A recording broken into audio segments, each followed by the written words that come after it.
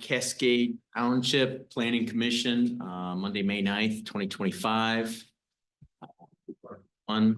Court attendance, all are present. Article 2, stand and pledge allegiance to the flag.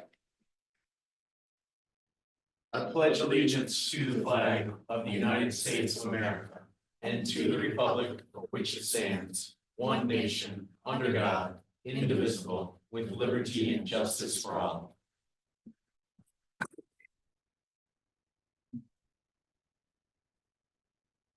All right, Article 3, approve the current agenda. I am going to make a motion to adjust the current agenda. We are going to add an additional article between 9 and 10.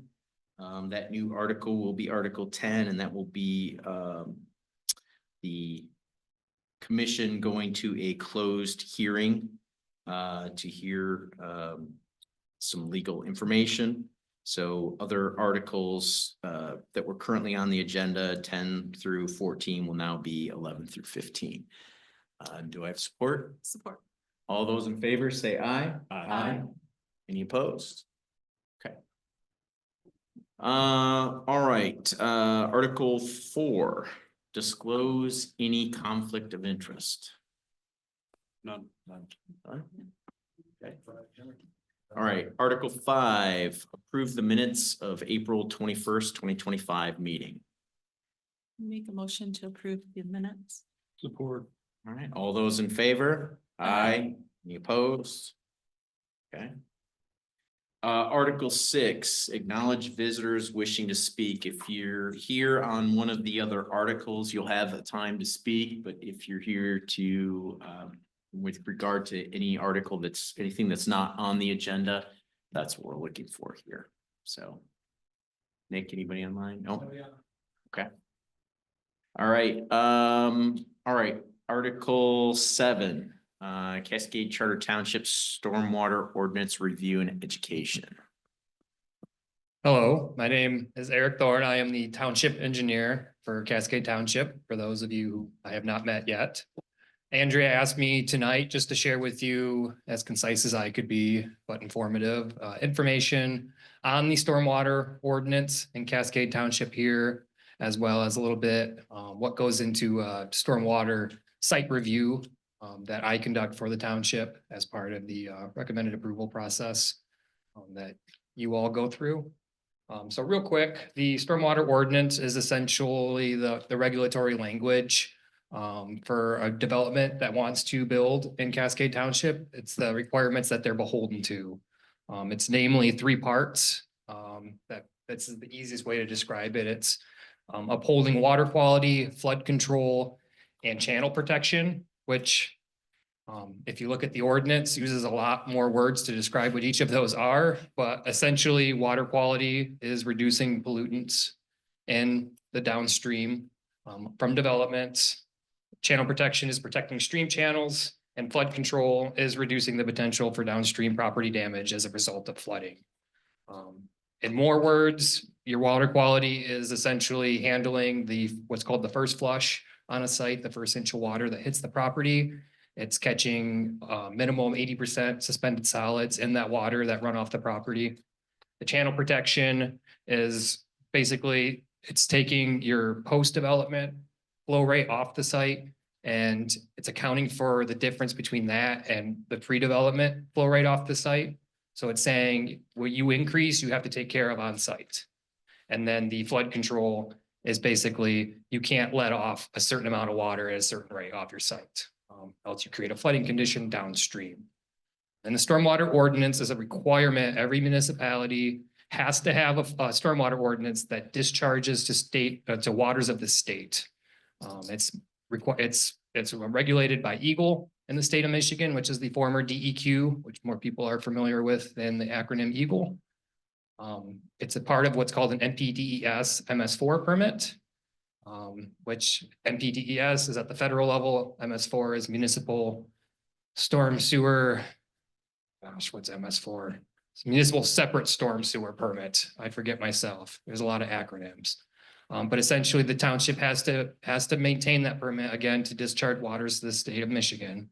And that's on a 5-year cycle permit, and those do get audited by Eagle. We went through an audit just a couple months ago on certain parts of our program. So it's very real, and it's very important that the township follows through not only on creating the ordinance, but enforcing the ordinance through plan review. So who it affects is developments more than 1 acre.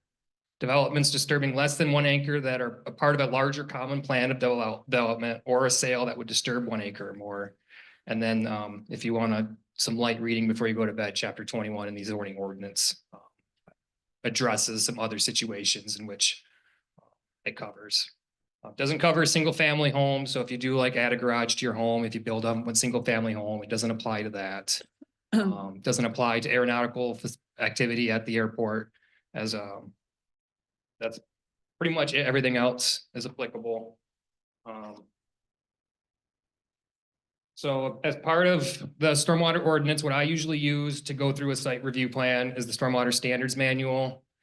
The ordinance is the regulatory language. It's more the lawyer speak. The manual is actually kind of written for and by engineers. It'll tell you not just that you need to handle water running off your site, it'll tell you how to handle it. You build a detention pond, your detention pond needs a pre-treatment area, it needs an outlet, it needs slopes at this minimum or maximum rate, it needs an emergency runoff, so on and so forth. It's much more specific. Whereas again, the ordinance is regulatory, the stormwater manual, it kind of gives you the basis for each best management practice, how to look at that and review it. And what that should look like in actuality. So there's a few different partners. Kent County Drain Commissioner. I think most people are probably at least familiar with the idea of the Drain Commissioner. They own a lot of the public drains throughout the township and throughout the region. They don't own as much as you think they would. There are a lot of a private, so-called, it would be private basins or streams that run off into the river.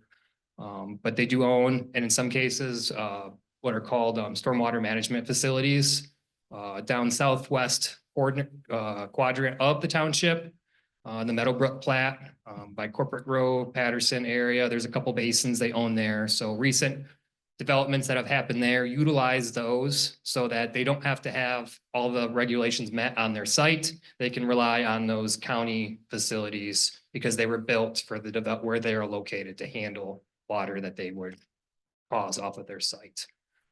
So there are a few of those located throughout the area. So we do work with the Drain Commissioner on approvals, kind of like, okay, the applicant says they're going to use your facility. Can they do that? Are their numbers appropriate? Are you okay with this design? Road Commission owns any of the facilities typically within the road right of way, your catch basins, your storm infrastructure, and the road. And then GVMC, I'll just mention real briefly, it's the Grand Valley Metro Council. They have a branch called Elgro. They essentially work with people like us, Cascade Township, and a couple of dozen other communities in the area. They help us comply with our MPDES MS4 permit requirements. They help us write the language that's in our ordinance, the stormwater standards manual. They back us whenever we need to enforce, for example, illicit discharges. And they help us through the audit process. They do all the permit writing language for us. So when it's time to submit for a new permit, they do that. The great part of that is that any engineer that looks at the stormwater ordinance in Cascade has probably seen it somewhere else. It's all very similar language, and it's nothing. We're very forthright about what the requirements are, and the requirements are very similar to every community that anybody in the area works with. Other than that, really all I had to mention on the ordinance, like I said, you can really get into the weeds on this type of stuff. I included the memo in your packet, and it has some site-specific comments to 2851 Charlevoix. Happy to address those at the appropriate time if necessary.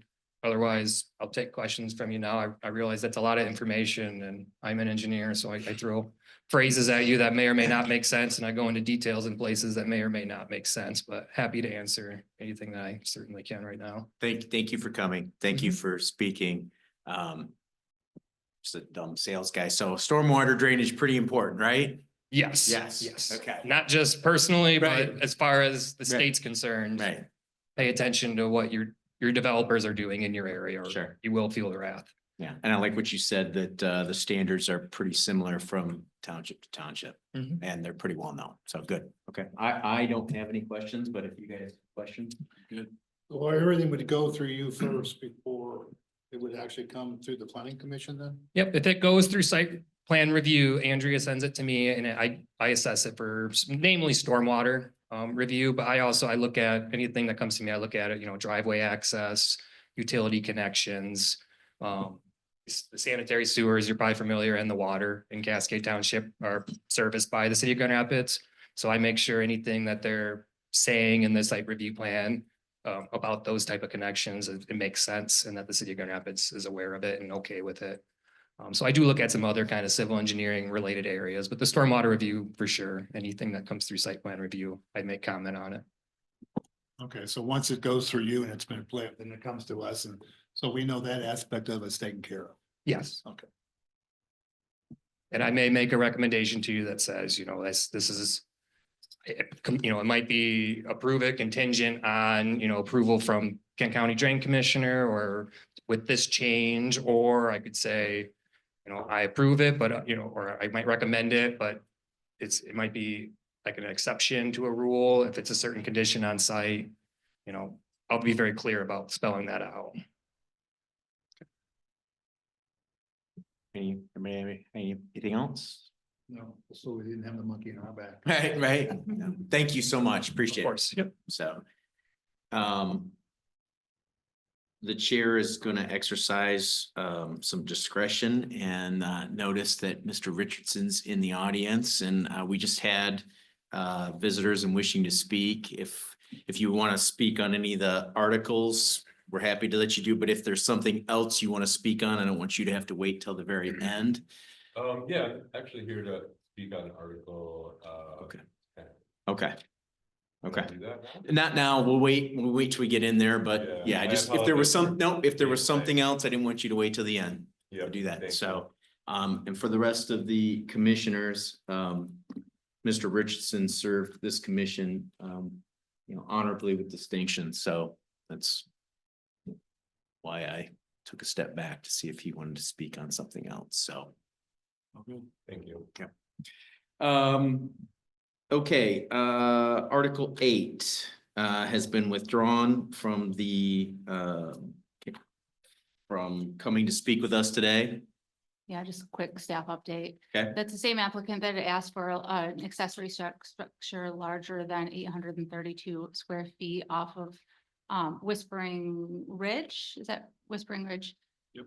Spring Ridge, yep. They had applied for a new structure. I don't exactly know if they're maybe hoping to integrate some of those features into the new residential dwelling that they're building. Okay. Not exactly clear what happened, but they had decided on their own to withdraw. So I don't anticipate we'll see that coming back through. Okay, That's an update on that. okay. Okay, great. Moving on to Article 9, the Old National Bank. Old National Bank, Article 9 is 2851 Charlevoix Drive. So this is right up on 28th Street in Charlevoix. It would be the southwest corner of 28th Street in Charlevoix. It is an outlot of an existing office building, about 100,000 square foot office building located in the Centennial Park overlay. This is kind of a new process because we have this overlay. So thank you, new planning commissioners. You usually won't see the overlay requirements. Those are a little bit unique from our typical standards of the zoning ordinance. And actually, they're going to be integrated into the overlay section in the new ordinance. So I won't go too much into that because everything's going to change. But you won't usually have a situation that has very specific standards the way that this is laid out. So the applicant is proposing a, give or take, I want to say 3,000 square foot bank with drive-through and associated parking and landscaping on this outlot. I've met with the Centennial Park I shouldn't say that. In the requirements of the Centennial Park overview or overlay, we have a design review committee that looks at the standards of this. They opted to not sit down and go through each of these standards, but rather just got together and sent me an email summarized in your staff review saying that they like this project, but they didn't give a lot more insight as to what they wanted outside of those comments. Because it is a new build, we're gonna kind of have to just go through each of these standards and say whether they're met or not. So the first standard of the Centennial Park overlay is building height. This structure meets all of those requirements. And the mechanical equipment that is proposed is on the roof of the building and also does not exceed that 15 feet.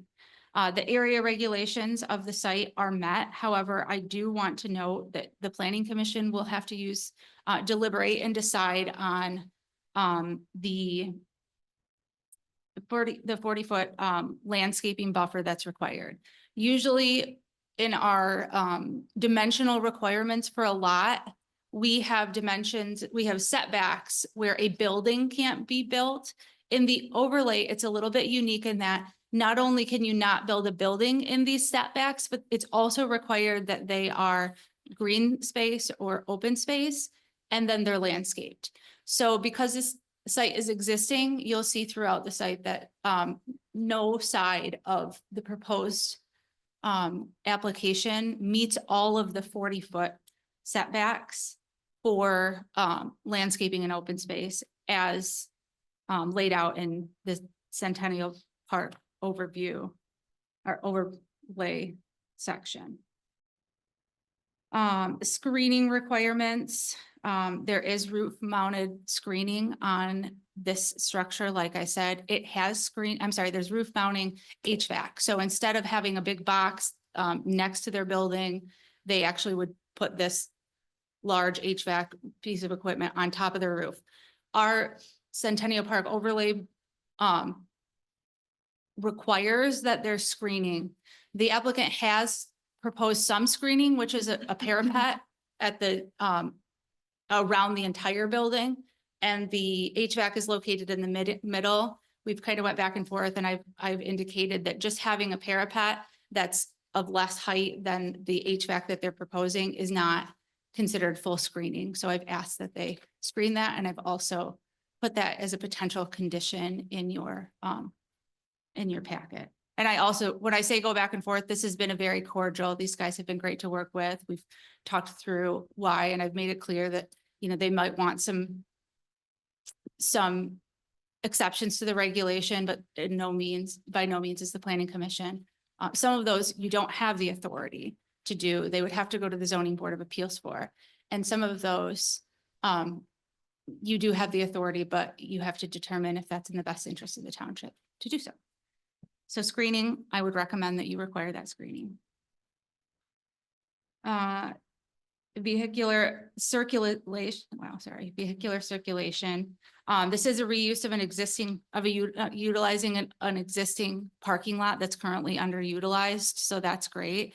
However, a large portion of the parking on this development is, it's actually overparked. The bank itself only requires 11 parking spaces. The site, I think, has a little over 40, but they have a shared parking agreement that you probably didn't bore yourself to read the whole thing in your packet. That they were, oh, good. Wendy did. And Good job, Wendy. thank you. They have a shared parking agreement with the office building that they're buying this property from. I do want to know, the parking requirements for this office building in the new zoning ordinance are proposed to be decreased right now. Office buildings require 3 spaces for every 1,000. And our new ordinance is proposing 2 spaces. If you drive through the Centennial Park, the area, you know, anytime you notice or anytime you come through some of those bigger buildings, you'll realize that their parking lots are usually only about a quarter, maybe a third full. So for, you know, the sake of reuse of that land and for actually, you know, responsible using property, we're advising that we decrease the parking requirements in office buildings. So right now, as proposed, this site is pretty much equal with what's required if you calculate using the two buildings. But after the new zoning ordinance is adopted, if it's adopted without any amendments, the requirement for parking will be decreased by around 100 spaces. Maybe a little less than that. So there will be adequate parking. There will be adequate parking. That is correct. Yes. Yep. Yes. Okay. Well, is there can I see a curb cut too coming in? Is there gonna be an No. entrance? There is no new curb cut proposed. That's what it looked like on the plans, Actually, wait. but I couldn't. Oh, I'm gonna stand up. This doesn't. Cause I don't want to switch. Careful. This is why I'm gonna stand up. Don't worry about it. So the existing site has two curb cuts. There's a curb cut off of 28th Street on the north side of the property, and then there's an additional curb cut on Charlevoix that accesses the entire office site. They had originally proposed a new curb cut, and after just looking at this site, I actually advised them that they'd have a better chance of approval by not adding a new curb cut. The reason being, I fear that when traffic pulls in here with a new use and with new parking, that we may have some queuing coming in both directions here. Okay. And that I don't like to put curb cuts close to intersections, because if you end up getting any queuing here, you have somebody turn that's not paying attention, you end up with rear end accidents. It just didn't seem appropriate for that site. So the applicant had actually backed off on wanting that curb cut. There is no curb cut. Okay. Requested.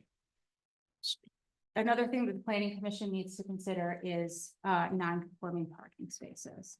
So as I mentioned, I think this site actually has the 40-foot required setback. All of this area should be grass area or landscaped area. I did put in your staff report that the planning commission does have the authority to determine that they can maintain some of the non-conforming parkings on the north side. I feel that that could be appropriate, but I also see the benefit of actually decreasing those setbacks, and really, we put these rules in place for a reason. We want to bring up the township. This is, an opportunity to meet some of those standards. And to this point, when we've had new development come in, they have met the standards for both stormwater, landscaping, green space, without needing major exceptions. So the planning commission can take a look at these spaces and determine, I'd like you to deliberate and determine if the existence of these spaces is appropriate, or if you want the applicant to remove this area. At the staff request, they did add access, which is required to 28th Street.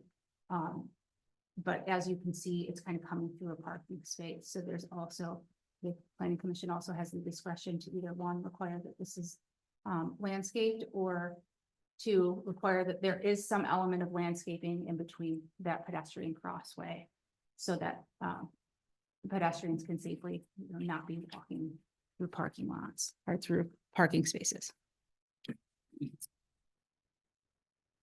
Another note, the dumpster enclosure did you guys change the dumpster enclosure on this new plan? No, Not to include the door. okay.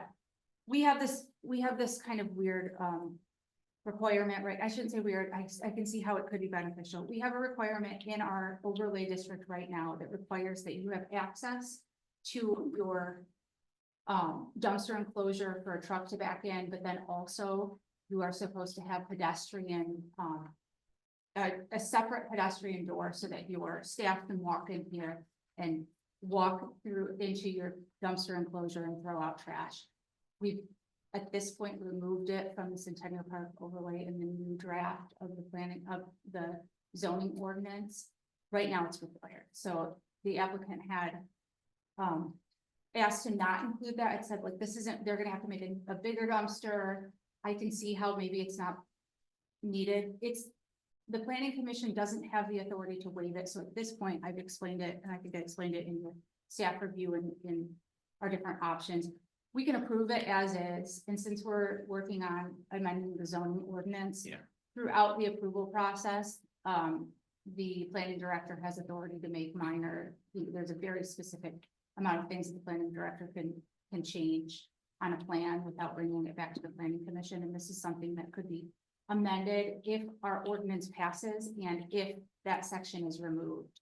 As of now, the applicant needs to meet the requirements throughout the development process, because this is going to take some time for permitting and all these things. We might find that that changes. We will get a new site plan that's stamped to make sure that it's compliant. Right now, this is not compliant. They know it, we know it, and all of those options have been explained. I hope I explained that or Yes. enough. Lighting, again, the applicant has provided lighting that is not compliant with our zoning ordinance. And I've noted in your staff report and talked to the applicant that the current lighting is not compliant. It's the foot candles are higher than what is allowed. We don't have discretion right now in our zoning ordinance to allow for the planning commission to increase the lighting requirements. Therefore, if the applicant would like to increase lighting requirements, they're going to have to go to the zoning board of appeals. But I did note that a similar request was heard on the 13th. Chairman Rowland, you're there. It was denied. So the applicant's aware of this. You know, we are looking at adding some language in the new zoning ordinance that would give the planning commission discretion to raise those the brightness of lighting very minimally. But we don't know, that hasn't been vetted through you, that hasn't been vetted through the board. We don't know if that will pass. As of now, though, the applicant understands that they will have to meet the lighting requirements of the zoning ordinance. So those are kind of all of the little nitpicky items that are not met. Oh, I do have, I'm sure that you saw the landscaping charts. Right now, the site is not meeting the requirements for landscaping. So we have one, the buffer requirements of the Centennial Park overlay, and two, the landscaping requirements of our chapter 40, which is landscaping. Because this is infill development, the applicant has proposed waiving all of the landscaping requirements for the west and east side. The applicant has said, we would be willing to, add landscaping throughout the rest of this site to meet those requirements. The planning commission has the discretion to waive those landscaping requirements. However, the planning commission also should consider precedent and what that will mean as we continue to try to rebuild 28th Street in a more a higher quality and higher standard of development. So that should be considered. As I mentioned, the applicant, after conversation, you can see this red line. This is different from, maybe you can't, this is kind of a tough one. Oh, you guys can't see this, can you? No, we can see it. Oh, yeah. Yeah, no, okay. I'm looking All at of a it. sudden, I'm like, am I just, Yeah. and you can't see any of this. It's The the top. right button. Right button, underneath, right by your knee. Got it.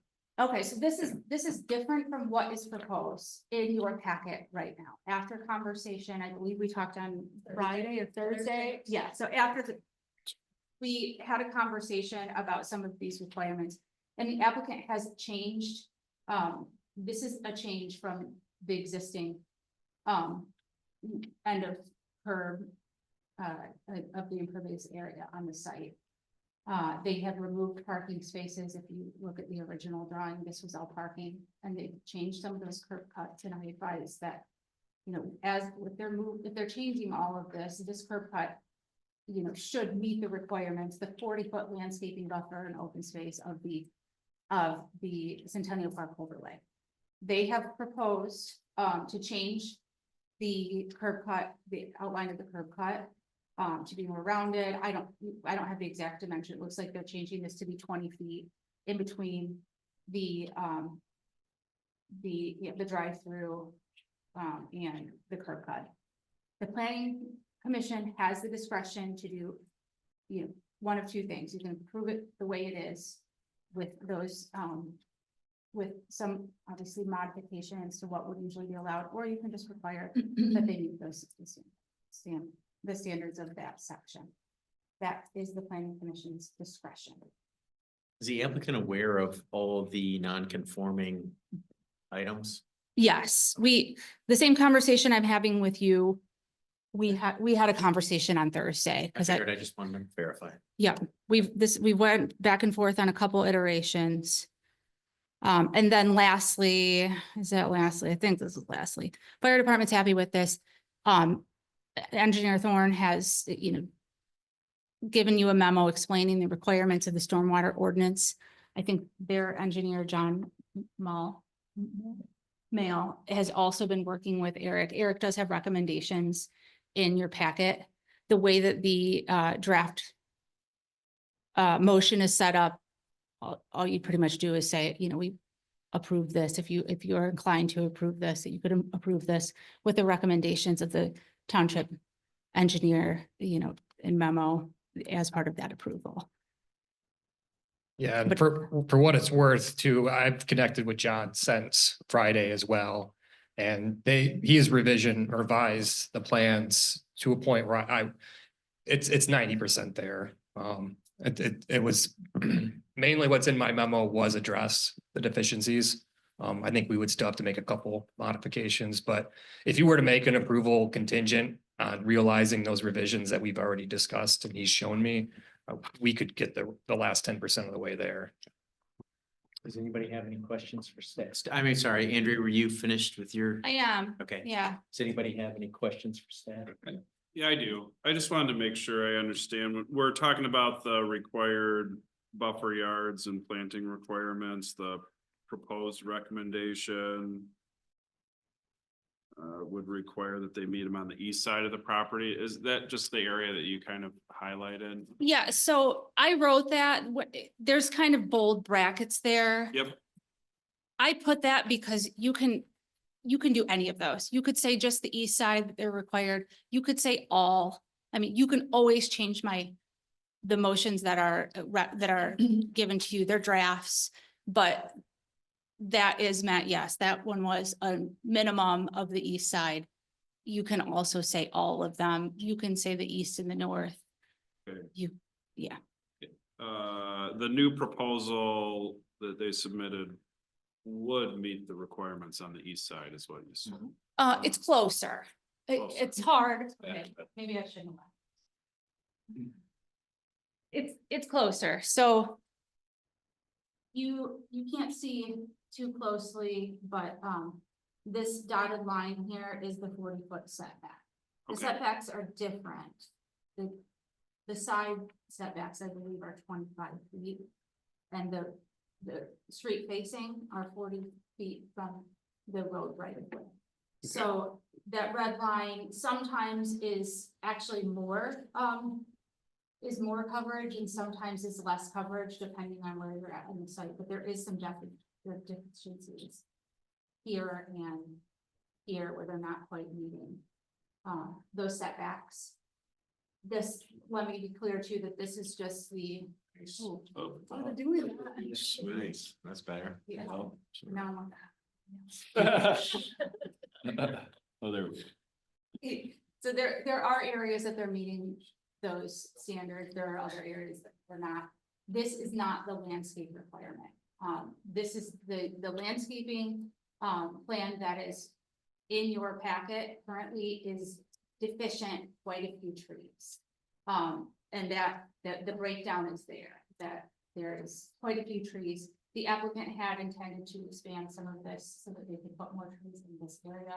I will say, from a approval standpoint, it has been quite common since I have started here that I've made recommendations to the planning commission that they have all of the trees present, but they don't necessarily we're not gonna be like, oh, there's 2 here and there's supposed to be, if there's kind of a corner, the language right now says that all of the required trees have to be in this buffer between the property line and the 20 feet of the, whatever the buffer requirement is, because it changes by which type of use it is. I have said, let's give a little bit of discretion to be a little bit, just allow those trees to be on the site somewhere versus just, requiring that they're rigidly located within that area. That is very helpful, and I don't want to belabor the point, but could you just briefly describe with reference to the map, the other deficiencies? Yes. With focused on the buffer yard planning. Sure. I have a question that's goes along with that, just Okay, sure. maybe she can point this out when she's doing that. Those north parking spots that are all grayed out, Mhm. I feel like we're referring to them as part of the 40-foot buffer yard, but that's not their property. Is that correct? No, Like the that, property line is here. okay, because That it looked is. to me like that dotted line and all the gray outside of that parking maybe was not theirs, that belonged to the current office building, that their parcel. The darker gray is the existing parking that Uh-huh. we were keeping in place. Okay, but the lot is actually the solid line, is that correct? That comes Yeah. down, okay. That's all I wanted to make sure when we refer to this buffer, I was like, oh, is the 40 feet starting at the dotted line or the solid? Okay. That's correct. And I can pull up, that probably would be helpful. I'm getting my steps and I should have my phones with calculating all the steps that I'm getting.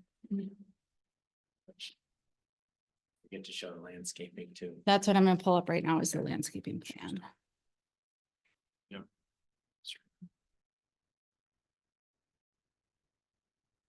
It says line to me. It says it's on podium HDMI, but it's not. Okay.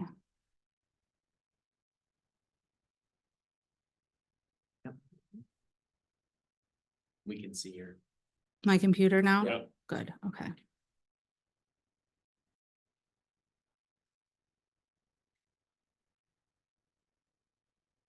Sorry, it's coming. I know if I try to move it all at once, I will mess something up and be everywhere.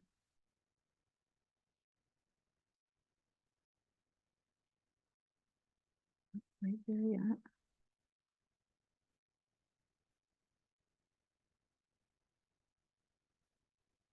Oh, gosh. No, no, no. I know.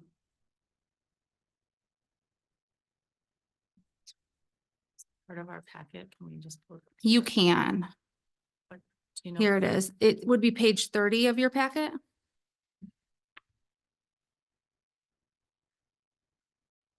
Yep. I'll kind of just zoom in and go through each of these.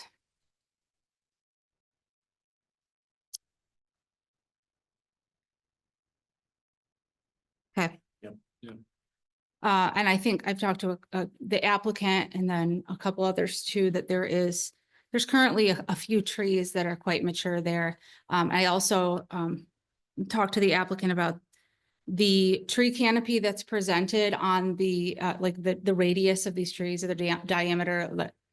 I can't ever figure out that. The size of these trees as presented to you here is about a 40-year-old tree. So there was some concern over how many trees could fit in that spot before, they kind of fight with each other for growth. These trees, the trees that are there are probably 30 to 40 years old right now.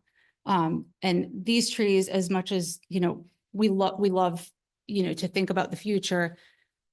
If you approve trees right now, you're approving trees that have 1.5 to 2 foot or 2-inch caliper trees. You're approving little trees. Yeah, Of right. 6 feet. They're not going to meet this size for a very, very long time. The canopy we're showing. Yes. Years away. Yes, it's 40 years away. Yeah. So there's, in my opinion, plenty of room. Our landscaping plan, our landscaping requirements were thought out with these buffers in mind. Part of the reason that the applicant right now is not able to meet the required tree canopy is because they do not have the required buffer yards that are green, to sustain those trees, because they're opting to keep existing parking. So on the north side is we kind of get close enough or closer than some of the other areas. The shrubs that are presented meet the requirements. However, they are proposing to get rid of 2 of the mature trees that exist on 28th Street now and replace them with new trees. They have provided a cluster of trees to the Fine. east side here. I think that would be a good question to ask Okay. the applicant. It's on my list. What is Oh, sorry. happening now? Oh, well, you guys have it in front of you. Sorry for you that don't. I don't know what's happening. This is just a mess.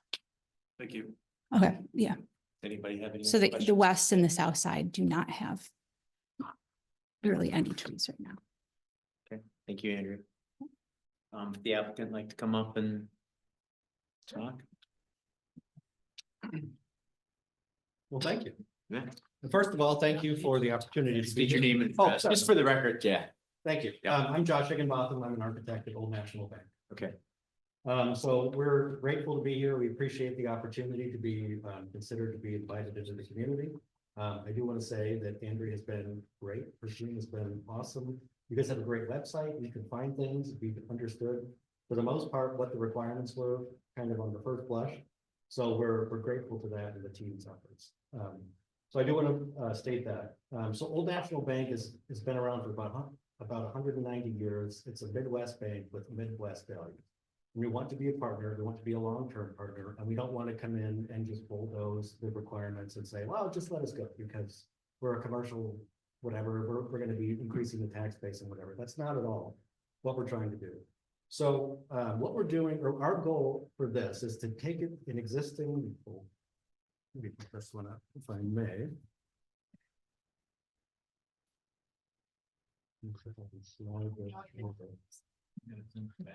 Yeah, it's good. Oh, you did? No, He'll zoom it out. Thank you. So while that's zooming out, what we wanted to do is take an underutilized resource, which is an overparked, there's more parking spaces than this building needs. So as part of this development, we're taking away 61 parking spaces. And to Eric's point earlier, we are slightly improving the storm water runoff by reducing the amount of impermeable surfaces by providing additional landscape bedding. And I will give credit where credit is due. Andrea had a great suggestion about reducing this, reducing this existing curb cut and bringing it over here to get in compliance with the 40-yard or 40-foot setback on this side. And decreasing the kind of pointless parking spaces that would have been, or just would have been asphalt, unstriped asphalt on that side. So we thought that was a great idea. And one of the challenges of developing a site like this, where we're reutilizing an existing resource, is the goal we always have is to utilize the existing resources and infrastructure as efficiently as possible. And in doing that, we wanted to reuse as much of the existing parking as we can. And the parking that we submitted complies with the current requirements of the zoning, or the current zoning requirements, as I understand them. The challenge with this site is the idea of having a 40-foot buffer yard on the north, and since our property is on a corner, it actually is considered to have 2 front yards. So we'd have a 40-foot buffer yard on the east side as well, and then a 25-foot on the south and another 25-foot on the west. And that one becomes a little bit challenging as we start to think about integrating into this existing site and how we can best utilize the resources based on what's there. And while we could add a buffer along this side and on the south, I think that would potentially create some challenges that we would like to avoid if possible. One of the things that we had the opportunity to discuss with Andrea is getting more trees and getting closer to being in compliance with the landscaping. So we inherited this condition here where this parking is non-conforming, and then this condition here where the parking is non-conforming. So what we are trying to do is work with her to understand how we can accommodate more landscaping in this area. So in this plan, I brought this to show that we're genuinely trying to get closer. So in this plan, I've added, I believe, 4 canopy trees, understory trees, and then 19 additional shrubs here. And then we had talked about, because there's about 80 trees that we're required to have on this little over 1 acre site, the idea that could we do kind of maybe 4 shrubs per tree? And how could we work to get as much landscaping around this parking lot as possible, reduce the heat island effect, and again, reduce that impermeable surface to sites or soil and landscaping that would actually drain as nature intended. Another one of the things that we are trying to do is bring a beautiful building to the community, and it's right here. So we don't want it to be an eyesore, we want it to blend in, we want it to look like it belongs here. And we want to be a trusted partner and ally. We don't want to start off our presence in this community with an adversarial relationship by any means. So one of the things that we did between now or today and Thursday was work with our team to figure out how can we get as close as we can. So we can discuss it directly with you about, this is our best effort to get into compliance. So it's reducing that drive along the east side, reducing adding some additional trees and adding some additional shrubs. It is a challenge, certainly, to take an existing site like this that's underutilized, where there's minimal shrubs, minimal trees, and basically 100% impermeable surfaces, and then try to comply with the existing the new recommendations. It's difficult to take the existing site and comply with the new recommendations or the new requirements on the west and the south as if it were a completely undeveloped property, because it isn't. And we're taking an underutilized asset and we're trying to make it better. But there are obvious points where we are deficient on landscaping on the west and on the south. Anything else you want to add? Questions? Yeah. I just have a Oh, and then John wanted to talk about stormwater. I'll just mention something like Eric had mentioned. I've been working with him and with the Kent County Drain Commission to discuss stormwater. The debate is, we have an existing site that's, 80% impervious. We're going to, with the changes we're making, it's going to be like 75% impervious. What requirements for some of that flood control that he talked about are we required to do? So that's kind of what I've been working with him, and this eventually kind of goes across 28, then it gets into some county drains. So I'm trying to work with the drain office to get some more approvals from them. Okay. To do what kind of we would like to do. So. Hold on, Wendy. She was Do you wanna first. put that landscape? Yes. You have a question about the trees on the north side. I got Oh, one. yeah. She has a whole bunch of questions. I got five. All right, let's do it. Your conceptual landscape plan on the right is slightly deceiving just because it omits some of the parking spots to the north, but they're actually still there. They are still there. Yeah, that is the architect's fault. Yeah. Sorry. It's a little slightly deceiving. Layer issue, yes. So thank you for pointing that out. To be And clear- on the south. Yeah. Yes, these are, Yeah. yes, Yeah. you're right. Because that's outside our property, actually. Yeah, That's but they're outside. still there. Yes. Yep, sorry. I should put John's plan up. Thank you for pointing that out. And then drive-through bays, how many total bays do you guys have there? There's 3. And you think you'll use those? Yes. So the ATM and night dropper are in the very first lane closest to the building, through the wall of the building. And then you have 2 drive-up lanes, and that's it.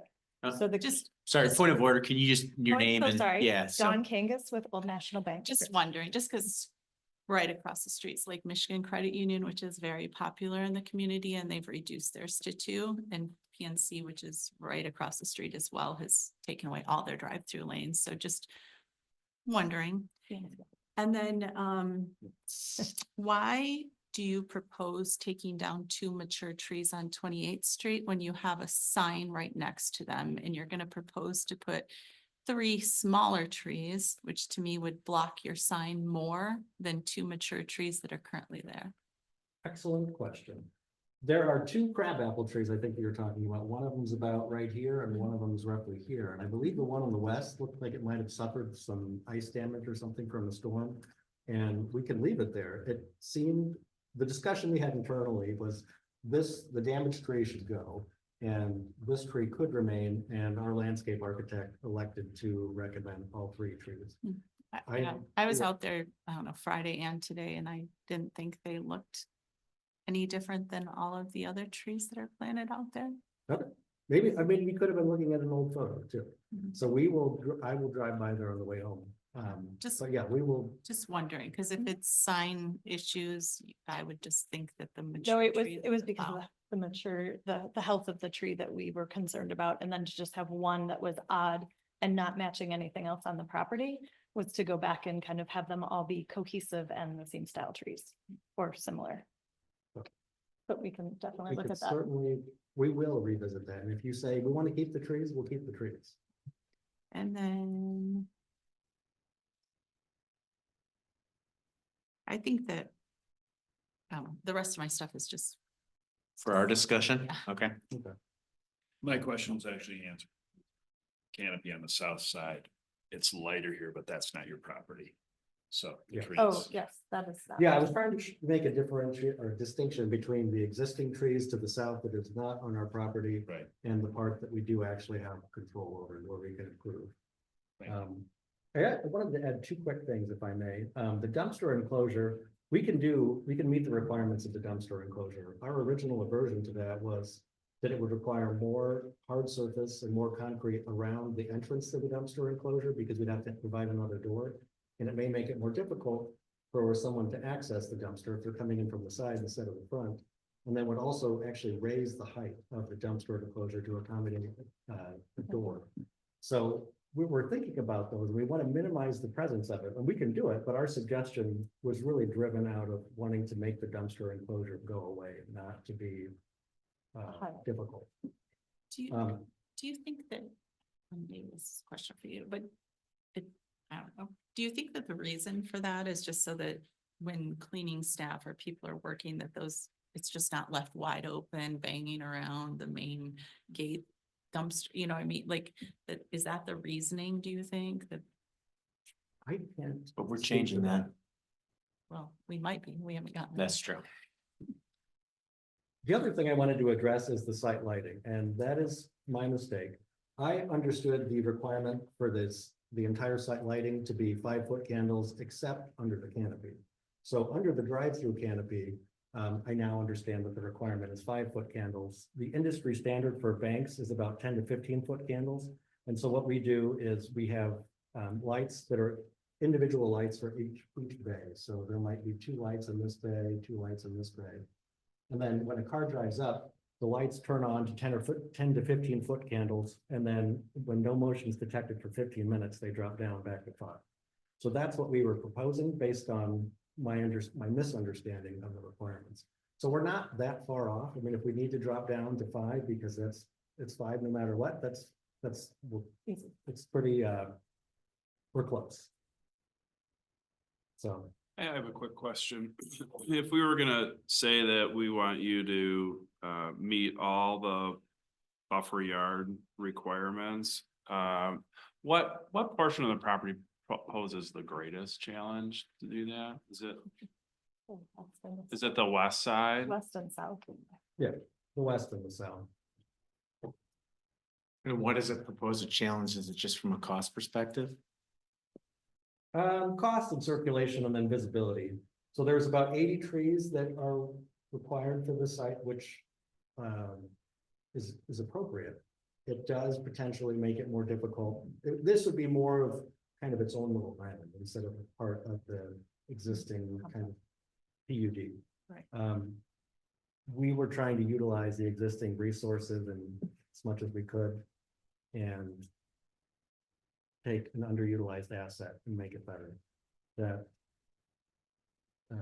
we hadn't really considered until Andrea brought it up that we were as deficient as we were with a 25-foot setback on both sides. It seemed it was going to be a challenge for us to meet that, I think, in terms of reducing the parking, the additional cost, and the landscaping and the irrigation. Were not something that we factored in. Oh, yeah, and then the landlord has, we have a cross-access agreement with the landlord, with the current landlord and the landowner to share in most of the parking. So while we only need 11 spaces, they want as many spaces as they can for that office building. So they specifically wrote that into their agreement that we needed to maintain as much of the existing parking as possible to make the transfer of the land make sense for them.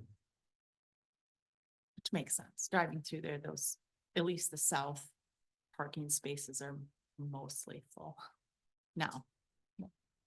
It's the closest to their building. They're shaded and they're closest to the building.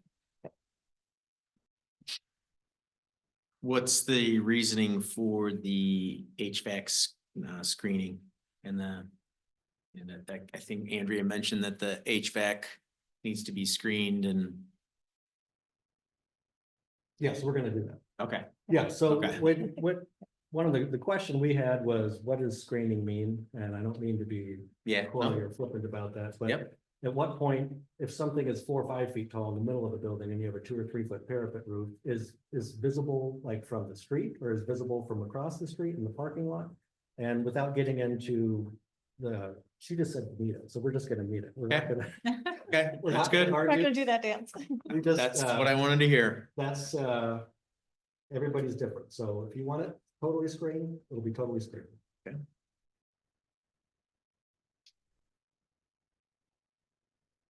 Nothing else for me. Does anybody else have any questions for the applicant? Good, thank you. Thank you very much. Thanks, you guys. Appreciate it.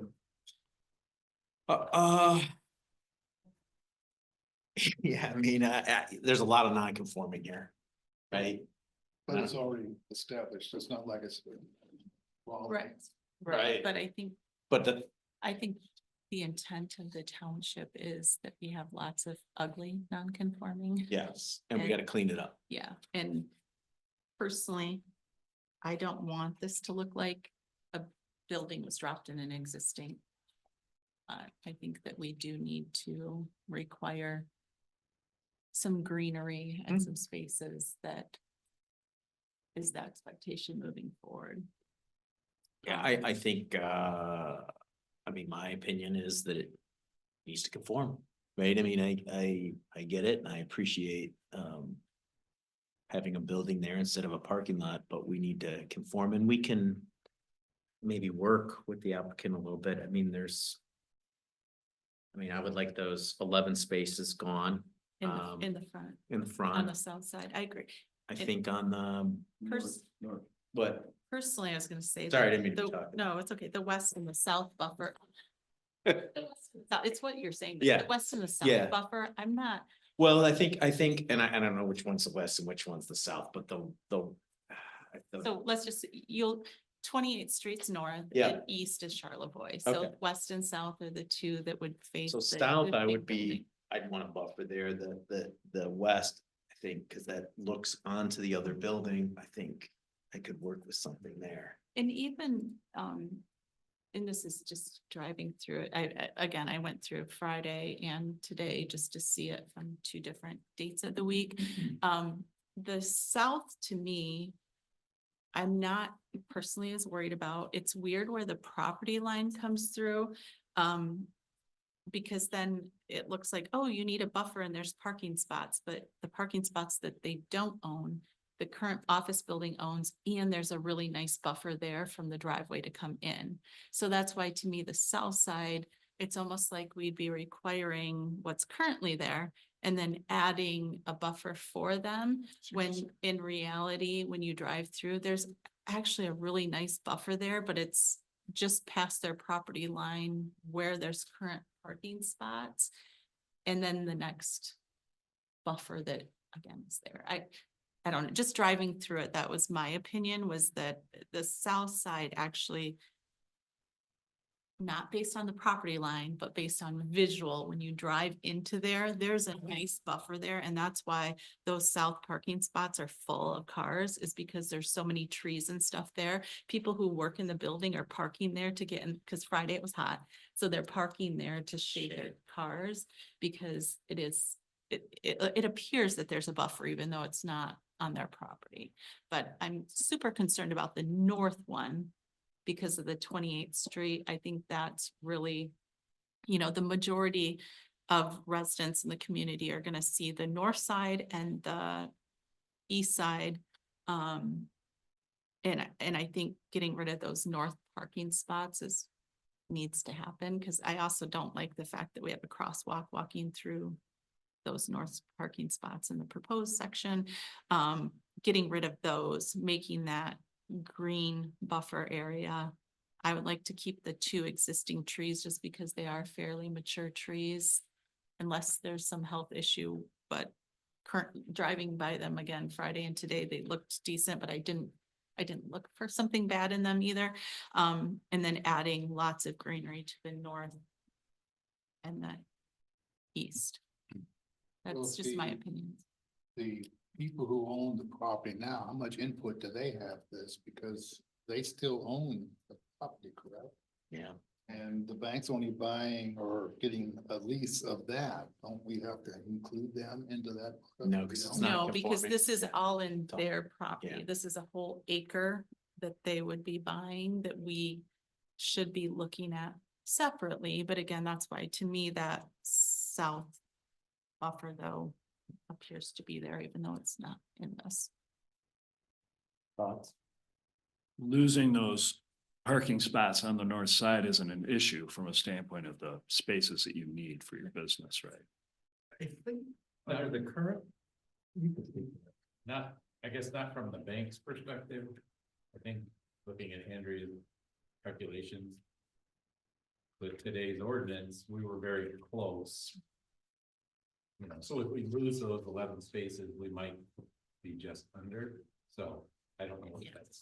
I think that you guys, tell me if I'm wrong, you guys would be okay. It was then the building that's currently there would actually have less spaces I than see. the current requirement, which is, it's kind of a weird situation, but they would still, they only need 11 spaces. Because, so they would you do have, plenty. you're sharing the spaces still. Yeah, we don't have an issue losing those 11, but we were not aware that the requirements were gonna change in a couple of weeks when we started the project. So I believe we have 2 or 3 extra spaces beyond what's currently required. And if we took those away, we would not meet the current requirements. But if So we I took will those, note this. if we took those away and you didn't meet the current requirement, would you still have enough spaces to? For our purposes, yeah. Okay. And I think they will meet. Yeah, There's two plenty. things. When I did the calculation for that building, I just measured the top before going, I don't have the exact calculation, and I think that your calculation was actually 280. When I did the calculation, I think it came up like 316-ish. But I measured the top building, and if you look at that building, it's a 3-story building, and the third story actually has more square footage than the second and the first. Because there's a cantilever that comes out. I think that's called a cantilever. I'm sorry if I'm using incorrect architectural terms. That, that decreases the amount of floor area in the second and first floor. That's not calculated in my calculation. 1, I think we'll be fine. 2, the planning commission has the authority to waive some of those parking requirements anyway. So Can I I say, have- I misspoke. We have 15 more parking spaces than we require. So if we did lose. You still have the ones on the plenty. north side, we would still be in compliance with the current I- standard. Hold on, but Not a question. comment. I guess comment, just I kind of echo what some of the other members, commissioners say. I mean, my view tends to be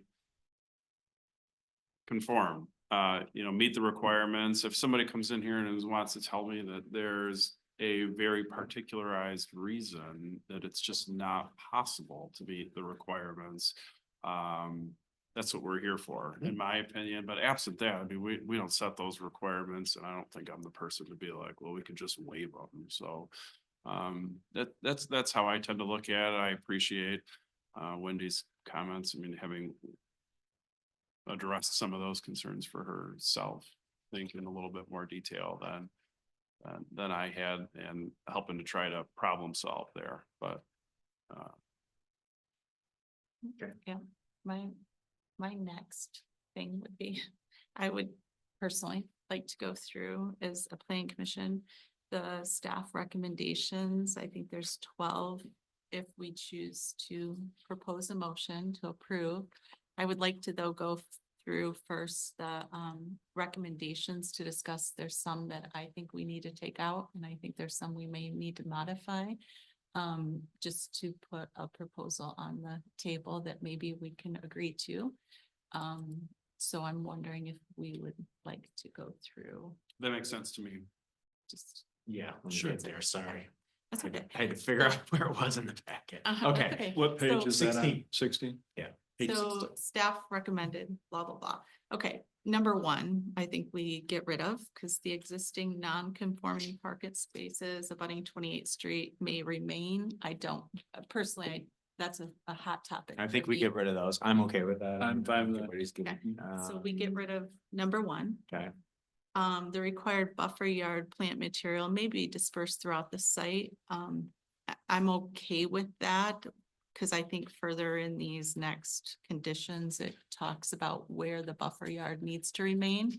So I think we can discuss that more once we get to that section. Yeah, let's just take like theoretically, mentally table that one for Yeah, now. Yeah. yes, yeah. yeah, that's a good way to put it. The applicant meets the requirements of the stormwater ordinance as recommended by the township engineer. I think that's what they're recommended to us, and I do not have any other thoughts other than what. Yeah, I don't think variance had it at all. No. Yeah. Agreed. Number two, the plans are modified to meet the setback and open space requirement of section 6.2, I think B1, that's a I six, think we right? do now, getting rid of those 11 spots and then the new cut, I think we do Um, at least, so we meet it on 2 of the 4 sides. Setbacks. Oh, I think this is the structure, so the structure does meet the setback requirements, no matter even what we do. Am I wrong, Andrea? Yeah, this is what's weird is we have our buffer yard, that's But this chapter is- 20. This is related to the This is- structure. No, it's actually everything. So the setbacks sorry, That's okay. the Centennial Park overlay with reference to setbacks requires that area stay open space or green space. So that setback one is referring to the Centennial Park overlay. Okay, so the plans are, what we're looking at, are they modified to meet this? No, what you're saying is conditions shall be placed on that. So it shall be modified. That we would require them to Sorry. meet the, But what would I have to change to meet that? They would need to, well, yeah, you did with the one. With the Yeah. 11 spaces, Okay. yeah, Yeah. that covers that Okay, I setback. just don't wanna, I The don't wanna. redesign curb cut covers the other setback. I just. I just think wanna about make the sure we're not adding, West and the south that's what I'm side. saying, does that, We can mentally table that one too with the, I'm like, okay. Yeah. Let me put a I'm with little you. note next to that one. Okay. And then the roof mounted mechanical equipment be fully screened, which we Yeah, have already agreed to that agreed already, to. yeah. The dumpster encloses meets the requirements, which we've kind of agreed to for now, because it might change, Yeah. and by the time you get to that point, maybe it's changed. Lighting levels, we agreed that will meet the requirements of chapter 19. They meet the sign requirements of Centennial, it does. We'll Can address I that. back up? Yep. I mean, this is just saying that their lighting levels have to meet the ordinance. They don't currently. correct. Correct. And even as they described today, like, hey, if they come on bright for a while, they No, go that off doesn't after meet. 15 minutes, that doesn't meet Correct. either. Okay. I have to meet. yeah. And then the applicant provides the required buffer yards and planning requirements on blank side of the property. Again, my hot sides are north and east, but I'm open to hear what everybody else has in related to the west and south Almost side. tabled with the other 2, because Right. because those 3 are all intermingled. Well, this is where we need to decide. Right. Soil and erosion, sediment, okay, so. But with the exception of the west and the south and the setbacks and the landscaping, is everybody else okay with? What we've discussed so far with The north and east. north, changes. well, I mean, just like get rid of those 11 spots and the setbacks are good and the lighting and okay, good. So what are we thinking about for the west and the east? Cause I think the north will be taken. West and south. West and south. West and south, yeah, sorry. Yep. So, cause I think the north is good, we wanna keep those trees. Mhm. Andrea, can we have somebody from the township look at those trees and see if they're sick or? I mean, is that, You- The botanist and I mean, do we have arborist. Somebody from our Parks Committee, maybe? And I You could think put the that- onus on the applicant too, Yeah. to Okay. to determine. Yeah, and Yeah. I think that they've already admitted that one of them is not, Yeah, and I'm sure you guys looked at them early spring before everything came out, so. At the risk of like questioning what we have the authority to do, is that really something we could do, is to be like, you have to keep this tree? We do try to preserve trees. Do we have the authority? Not at this point, like people can clear cut their property and that's part of the reason that we've really worked through the master plan. What we can say is that our master plan very clearly says that we want to try to preserve existing trees. So if they fought with us on it, they I could mean, cut we them, could- but they'd we have could to fight the replace. battle, Right, which is right. what they're, yeah, Right? Yeah. which is Yeah. what their plan is anyway, so Yeah. yes, I would prefer that they stay, but in reality, That's not a they're hill I'm getting a willing to die on, landscaping but bond, Yeah. right? I guess I would leave that up to the, Yeah, and just, yeah. and try and save 'em again, if whatever can, if you, you can, yeah, and Okay. I'm open to hear what you guys have to So what do say you guys about think the about the west and south and south. west? Yeah, just driving through there, I I understand. don't know. How much can you do with the west with the building over there? There's, I mean, that's. yeah, you'd have to take out, the problem is they'd have to take out parking spots. Yes, they'd have to take out parking spots and add green stuff, and to me, it would make it almost more confusing. The way you drive in, there's so- small islands there that to me already tell you where to drive, and I think that if they had to bust up the asphalt and put in green space as a buffer, it just doesn't make sense. And again, the south side, to me, there's already a buffer there. It would be just extending the buffer even more. I think if you spend all the time on. I don't think that's on their east mind. side, I think Oh, that it's line not. Yeah, goes. you're right. Cause you have a building on this west side, it's kind of Mm-hmm. tough to do all.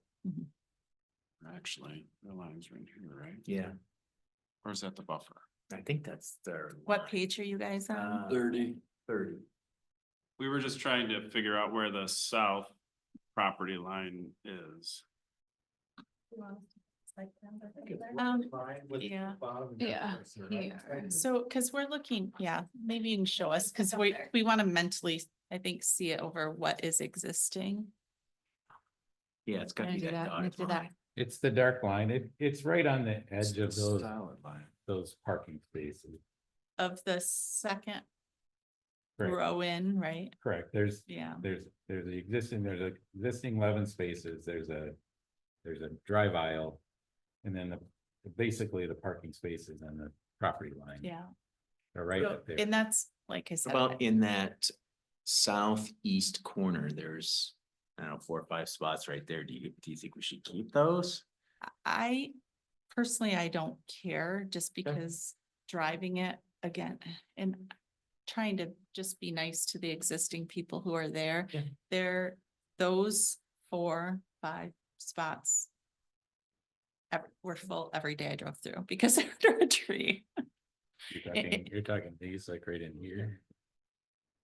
Hey, Wendy, that parking, actually the rest of the commission, that parking on the west side, you've got the parking spaces and it's like a C there. And I think on the plans, you had a tree at each end of the C. Mhm. What if you made that C into an E? You lost a space and put a tree there. Now you have at least 3 trees there. I'm good with And whatever. that would kind of give a little more. Yeah, cause there's no way we could fill that whole. Yeah. Spot, right? Cause you're losing parking Right. spots plus. Put another tree there, at least it gives us Where's a little the more tree? green. Right. He's talking about on this side here. No, I see what you're saying. And that, Nope. that works okay. Right now, everything kind of drains.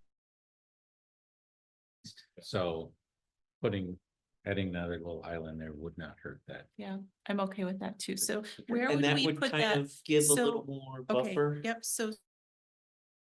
Applicant provides required buffer yards and planning on the north and east side and west side. Add, what would I say? That's. Added, Additional landscaping island. Yeah. with Parking. Add island with tree. yeah, Equidistant between the current two. Yeah, yeah, I mean, make it look, I mean, you know, make it look good, right? You guys, I like that idea. yeah, it's, I told you, these guys are nice to work with. They're very. yes. Yeah, we want it to be as good as it possibly can. and Okay, we so appreciate it. north. And east, okay. So we're good with that one? Yeah, I think that would satisfy the west. I think the south, you're right, is probably okay if you It feel there's really- enough trees down there. really So there's is. really, I mean, I think you're right. I think it would be weird to put another buffer there. Yeah. Get And rid of then, those 11 spaces and Yep. put some more trees there, and that cleans up with the new curb cut. Looks good.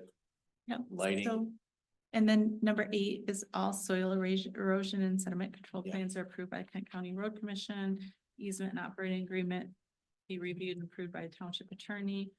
The approved access and maintenance agreement, executed and recorded with Kent County, stormwater maintenance agreements agreed with Kent County. The applicant provides a $25,000 landscape bond. Just wondering to make sure that is enough based on all these It's things. probably not adequate. What, We actually just recently had a conversation of. We can have the applicant provide a performance bond, have your insurance company, you could. Provide an insurance bond, given that you guys give your insurance company a quote on your landscaping, and then you guys pay a couple $100 or whatever that they.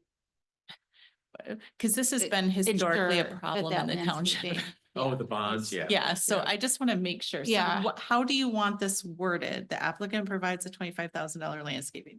That is not enough if they're taking out Sure. parking spots and doing that. What do you propose? The applicant provide an.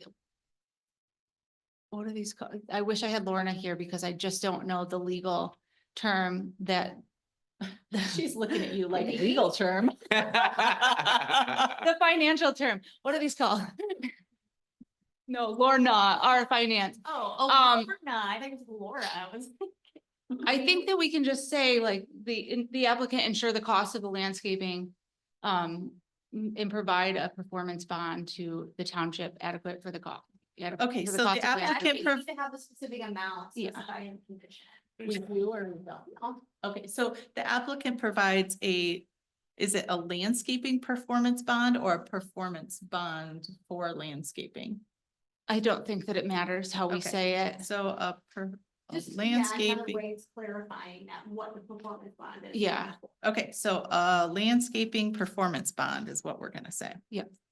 All right, So I have a question for everybody. yep,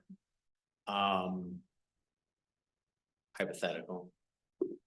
So the applicant goes and looks at the trees and says, this one's okay, but this one's dying, right? So they're like, hey, this one's dying, we want to cut it down, but now it's gonna look weird because you have one monster one and one little one. Are we okay with them cutting down the big one too, so that they look more uniform? How do you, I mean, how yeah, do we? I'm gonna say. I think that's out of our realm of what we can and can't do. I'm gonna say that What is your these- opinion on it? my opinion is there's 2 trees and then there's a whole, it's not just these 2 that were planted at the same time. There's a whole line of them that follows this whole section of Okay. building. Yeah. So if it's the first or second one, it would depend. They're gonna match because it's gonna keep following the rest of them down the street. That's up to them. I So think try this and is, keep them if you can, but try to keep them if you can. That would make me happy. That's what Not I'm that there's trying to no say. job in this All world, right. but you do whatever you want because as long as there's trees there and you have to replant something based on that, I don't think that that's something that we can or can't try and keep them require. if you can, if you Yeah. can. We get it. And I would hope that you would want to keep the mature ones so people can see your sign better. Yeah, That's thank just you. my opinion. I lost that argument to the landscape architect. I Yeah, wanted to keep no. that tree. Yeah, because to me, you can see your sign better if the canopy's above it, but that's just my opinion. I agree. Okay, are you ready for me to? Are you guys Pose ready it. for her to make a motion? Because I didn't write any of that down. Are you? Are you gonna have to go back through it all? I mean, we Yeah. kind of Yep. went through it. Yeah. It's okay. I'll try to read quickly. She got it written down. I do. Well, She's got I've been tracking it too, so if you say anything Okay. that's inconsistent. with Okay. what you said already, I'll let you All know. right. Never, she's saying. No, not inconsistent, maybe incorrect, but not inconsistent. I am pretty Did we consistent. go back to everything that we were making a mental note on? Yes, Okay. yes, Just wanted to make we sure. did. Yes. Everybody's ready. Ready? Make a motion to approve. It's not in this wording, but whatever this. Case number 253885. Thank you. With the following provisions, the required buffer yard plant material may be dispersed throughout the site. Furthermore, the following conditions shall be placed on approval. The applicant meets the requirements of the Cascade Charter Township Stormwater Ordinance as recommended by the township engineer. The plans are modified to meet the setback and open space requirements of section 6.2 of Centennial Park overlay abutting Charlevoix Drive. The roof mounted mechanical equipment be fully screened by means of adding additional screening around the proposed mechanical or increasing the height of the proposed parapets, whatever that means.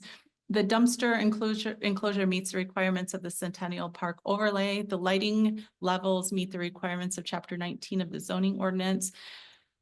The applicant meet the sign requirements of Centennial Park overlay.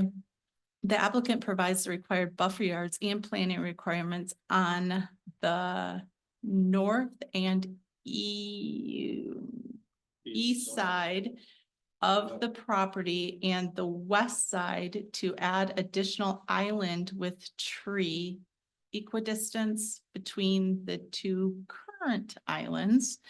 All soil erosion and sediment control plans are approved by the Kent County Road Commission. The easement and operating agreement be reviewed and approved by the township attorney. The approved access and maintenance agreement is executed and recorded with Kent County. A stormwater maintenance agreement is recorded with county, and the applicant provides a landscaping performance bond in enough to fulfill all of these requirements. Did you say remove the 11 non-conforming parking spaces, or is that implied in the buffer? I took it off, so that means they can't do it because I didn't say it was okay to keep them, Okay, right? Yes. Okay. do I have a second? Second. All those in favor, say aye. Aye. Any opposed? Okay, motion carries. Thank you. Thank you. That was Thank hard you. work, guys. Thank Yeah. you. You did a great job. What's hard Yes. work? Okay, Article 10 is touch. a Video. proposal to, for a short period of time, go to closed hearing. And the specific wordage for that is, So I'm going to propose some wordage if someone would like to make this motion. Regarding the cases of Fresh Coast Ventures LLC versus Cascade Charter Township, case number 25-20007-CH pending in the Kent County Circuit Court. And Gerald R. Ford International Airport Authority versus Cascade Charter Township, case number 24-02765-CH pending in the Michigan Court of Appeals. I move to go into closed session to consult with the township's attorney regarding trial or settlement strategy in connection with specific pending litigation, because an open meeting would have a detrimental financial effect on the litigation or settlement position of the township. I make that motion. I'm glad I didn't write that down. I did not. Do I have a second? Trust me, it's necessary. Yes, no. I second. know it seems overkill, but We have a second. I'd like to do a roll call, yep. All those, and do we need to do a roll call on this Need to do one? a roll. Okay, so we need to do a roll call vote, so. Member Cristange? Yes.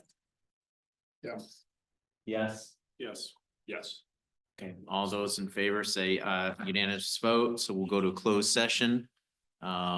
Is Public or closed session, come back to. Go back to public open session. Second. all those in favor? Aye. Any opposed? We need to do roll call. No. Okay. Okay. So Article 11, public hearing for case number 25-3883. Brick and stone. So. Andrea, Okay, the next item on our agenda is West Michigan Brigantine conditional rezoning. Located at 6103 60th Street. This parcel is in a tier-shaped 6-acre lot located on the south end of this north-south runway between 60th and M6. The applicant is requesting a conditional rezoning. I think that you'll notice we had done a kind of preliminary staff report in the last packet before we set the public hearing, just to explain the uses that the applicant was requesting. At that time, the applicant was requesting a number of different industrial uses. Since then, you'll find in your packet, and I believe it's addendum to that the request has been kind of consolidated into one thing. So the request now that we're looking at is for this outdoor storage of equipment and materials and contractor storage yard with associated sales located on the west side of the property. So it's very specific now. Because this is a conditional rezoning, we still want to look at the standards for approving a rezoning. And this one's been kind of tough to walk through because one, because there's so many steps, and two, because of the uniqueness of the property and the standards for the outdoor storage use with buffers and all of the other requirements. So as you see with the staff report, we do need to consider the master plan, whether the proposed land use change is consistent with the goals and objectives of the master plan.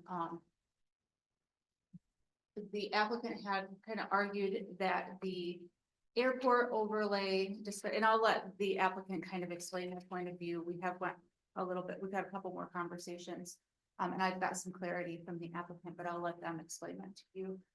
Right now, the applicant's property has been zoned AC on the west side and ARC on the east side. I don't exactly know when that started, but there has been no new amendments on that property in the recent past. So it is split zoned. Some of that, I don't know exactly why they did it, but I could see why it would be appropriate because the AC side, it allows for more commercial uses and businesses, and the ARC is more low intensity.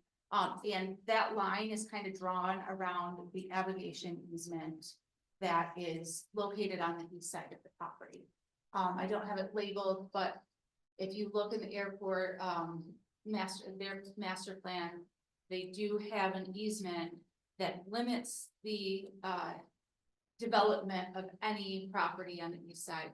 I don't know all of the limitations. I've talked to the planner at the airport who's, said he's looking for the document to figure out exactly what the height restrictions are. However, the applicant is still not requesting any development on the east side of the property. So regardless what those documents say, if there's already legal documents that limit it, the applicant is requesting that as part of their conditional rezoning, that one of the conditions be that they not develop the east side of the property, as shown on. The next standard for approving the conditional rezoning for this property would be if proposed land use changes meets or exceeds all performance standards of the location. I'm going to quick open up the site plan as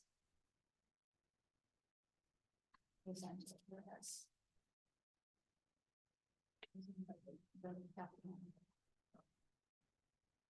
One of the other big challenges I see with approval of this site is that the applicant is requesting material storage for outdoor brick stones, landscaping material. So currently the applicant has provided a 50-foot buffer between the M6 right-of-way and the location of the proposed material storage.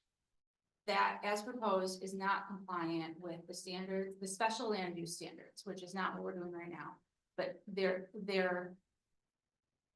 proposed basic site plan does not demonstrate that this site can meet the 100-foot setback standards for material storage as written in our zoning ordinance.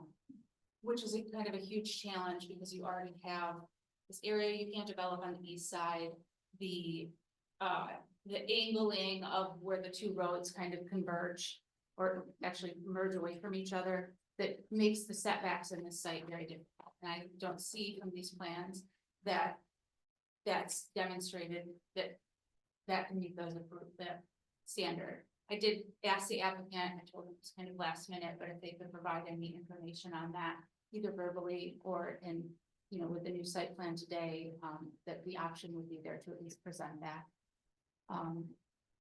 For the most part, the other standards were met for special land use standards, and I've kind of detailed, how the standards for zoning, for rezoning are either met or not met in the table provided in the staff report. At this point, I do recommend that the planning commission, recommend a negative recommendation to the board, for conditional rezoning of this property. And I'll answer any questions of that. Has the applicant talked about running water and sewer? So the applicant is proposing a well, and they would have to do a mound sewage system. I'll let, if they have an engineer on site, I'll let them explain it. Maybe we could have kept it around a little longer, but Okay. I think he was bored by us, which is great when we bore an engineer. But I think I think, with a raised mound system, we don't have, also, that was another one of my concerns, is that we don't have the elevations to demonstrate how this proposed site plan would look on this site. And right now, it does abut 60th and M6. And to allow a use that has some of those negative visual aesthetic qualities in an area where it's like the gateway to our community. So M6 is this is one of the first parcels you actually see coming into the township, and it's not meant to be used just for display of materials. I don't think the applicant is pushing to display all of these, like the material storage. They're looking at least a fence around there, but they haven't shown an adequate buffer that meets the requirements yet in this plan. And I have some concern about the aesthetics of allowing. And today we'll vote to send it to the board with a recommendation, and then they can do whatever they want. That's correct. Yeah, one thing I do want to clarify too, because conditional rezonings in general, sometimes it can be confusing, especially when there's potentially a special land use permit required. This is just to rezone the property. It's not, they would have to go through the separate special use permit requirement and any other permit approvals necessary for their proposed use. This is just to rezone the property to I. And again, for conditional rezonings, and I'm not sure if my colleague Laura mentioned this at your last meeting when you set the public hearing. Conditional rezonings are a little bit unique in the sense that the applicant has to offer the conditions. The township cannot impose conditions on an applicant when it comes to rezoning. So, take that for what it is, but you cannot make a recommendation to approve it with conditions that are different or otherwise in addition to what they've already proposed. Question for Andrea. Our utility boundary map, where does this? I thought that the utility boundary map, and I'm looking at 5,000 different things, that I know. the majority of this property falls within that they would need to have sewer and Yes. water. Yes. So Because if it's in that utility boundary map in the new master plan it zoning, is. And actually, their documents show the utility boundary service. what Here. page is that on? So. this is 104. gonna be- 104. Utility 105. service plans. So the utility boundary, service boundary, it's set by the master plan, does go to the east side of this property and then kind of runs straight through the north-south runway, not that we would, Okay, so it falls through this whole property. yes, that's correct. So based on our utility map, that would require them to have sewer and water hookup. Is that correct? I don't know if it actually requires, I'd have to look at our master plan. Okay, but that's The goal. That's the is, intent with the yes. master plan, That's is that this property is Is in the serviced. area that would have to be serviced That's by public water and sewer system, which I think is important. That's correct. Okay. Does anybody else have any questions for staff? The applicant like to come up and just please state your name and address for the record, please. Patrick Sweeney on behalf of the applicant, West Michigan Brick and Stone. My address is 205 Fort Lafayette Northeast, and with me is Tony Bonema, owner. You want my home address? No, just whatever, just 4196 Thornapple River Drive. perfect, thank you. So thank you for taking time reviewing the application. I appreciate, obviously, the work that Andrea put in and staff to generate this report. Ultimately, we appreciate all the work the township has put into this already. As you know, West Michigan Brick and Stone is already a local business. They have their operations up on Thornapple Drive right now and are looking to expand, build their own facility. And this particular parcel is one that is suited for West Michigan Brick and Stone's business, but hasn't seemed to be terribly suited for much of anything else. It's been undeveloped for its entire history. It's about 8.8 acres. The eastern half, as discussed, is very topographically uneven. You can't really put much of anything on there. It was never even farmed. The western half was farmable. It was part of a larger tract. Then M6 came in, it was chopped up. And so now it's not feasible for farming operations, which it probably is why it ended up getting brought into the airport zoning district. The problem is the location of the parcel. It's located at the end of a busy airport runway, which generally precludes any residential uses. It's too small for any large-scale commercial or industrial uses. And this portion of 60th Street gets too little traffic for any retail establishments to be interested in setting up shop. Now, West Michigan Brick and Supply sells landscaping materials, primarily to landscape contractors, but also to the general public.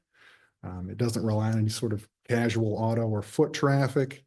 It doesn't conduct any sort of material manufacturing or processing. It is just brings the materials in and then ships them out to the customer's job site. The proposal here is for mixed indoor and outdoor storage.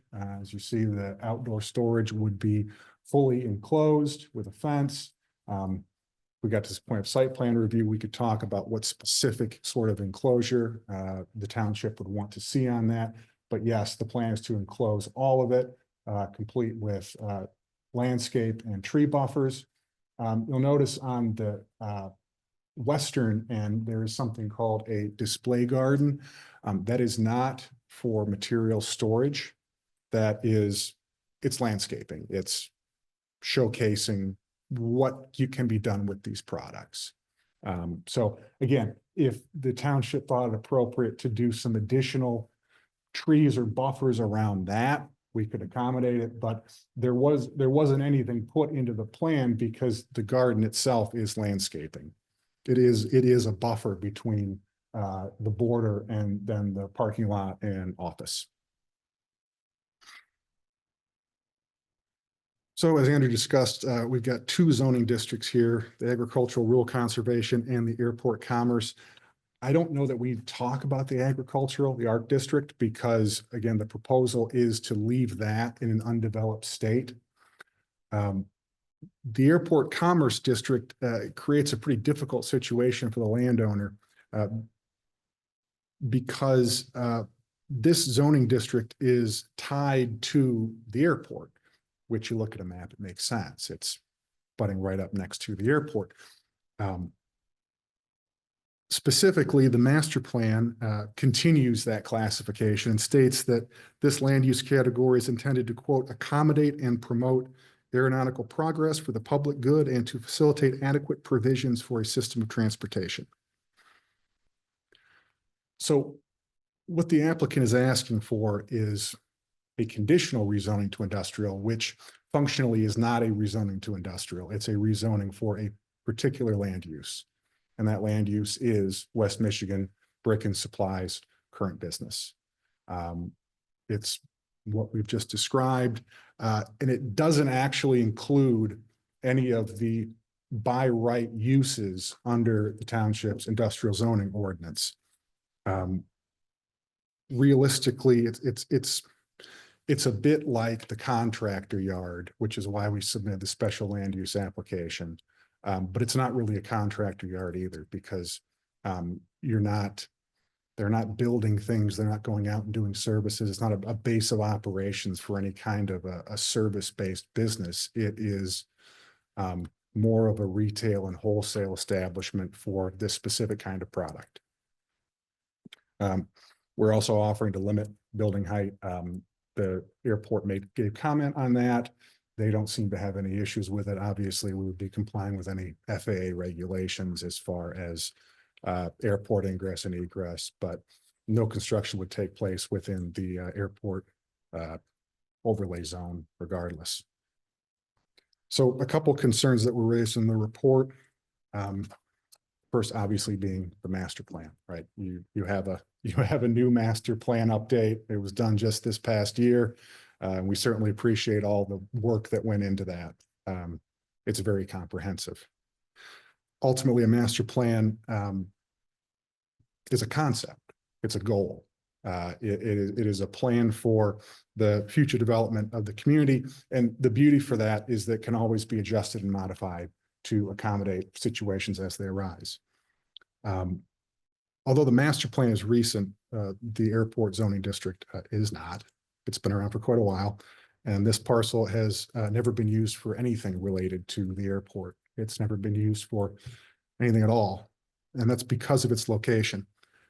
Although it's close to airport land, it's miles away from any airport access point or any supporting infrastructure. Nobody can put in a hotel or an aviation school or a hangar on this parcel. It's located right at the end of a runway. There's no aviation-related land uses abutting any of this airport's runway. Can't be accessed from any airport infrastructure. And as Andrea pointed out, there are some commercial uses permitted under the airport zoning district, but all of those uses are tied to the airport, specifically the kind of businesses that would be operated within an airport. You know, you've got restaurants, specialty retail, banks, business service centers, car rental.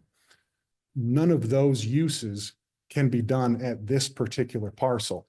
Obviously, those uses are appropriate for an airport district supporting an active airport, but nobody is going to invest time, money, energy to put one of those airport type businesses on a parcel that never gets any sort of traffic that's related to the airport. So we're attempting to solve that problem by reclassifying the parcel not for industrial use or commercial use, but for one very specific use for one specific business that believes it can operate successfully on this parcel.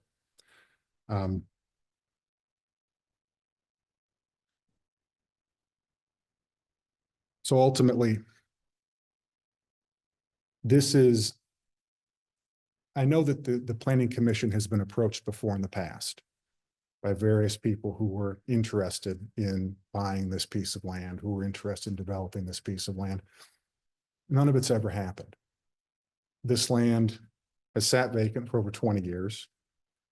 And you've got a landowner who's been paying taxes on it. There has to be some sort of reasonable use that the property can be put to. We're submitting that West Michigan Brick and Stone has a reasonable use. And we're not aware of anybody else who's ever come to the table interested in making productive use of this property. So to the extent that that's in conflict with the township's master plan, we of course understand any reluctance to back away from any provision of that master plan. But ultimately there has to be some level of flexibility and recognition of the conditions that are affecting this parcel. The report also talks about issues with setbacks, as Andrea talked about a little bit. The one that was discussed most was the setback from M6. So we have a couple comments on that.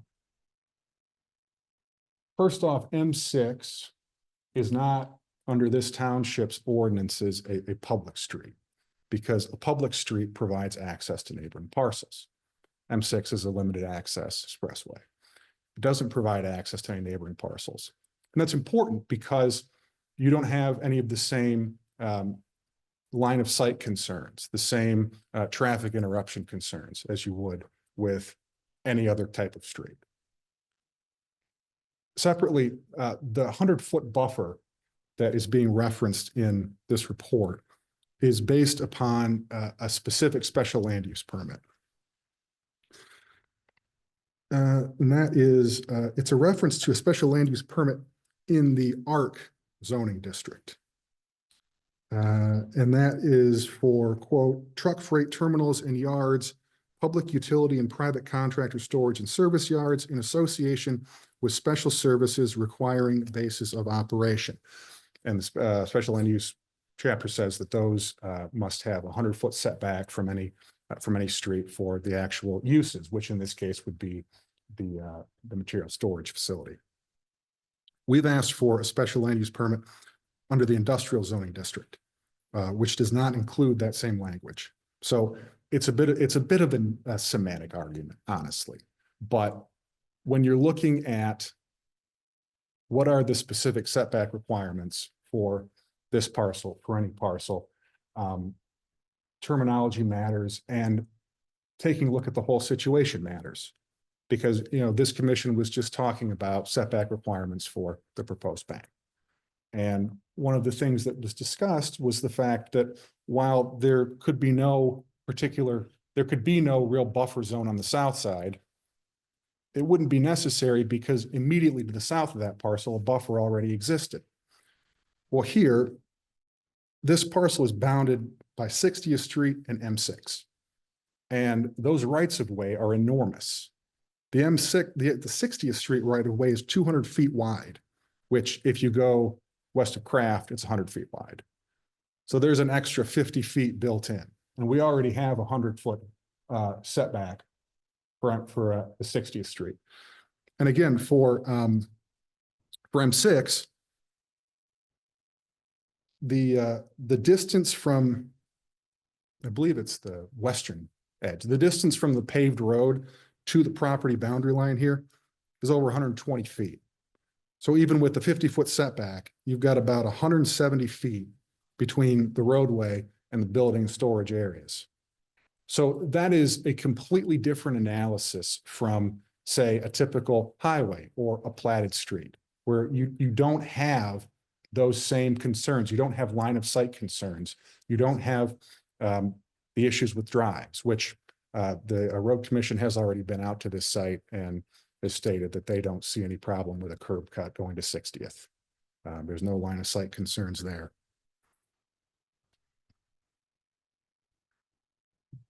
There was some discussion, of course, about water and sewer.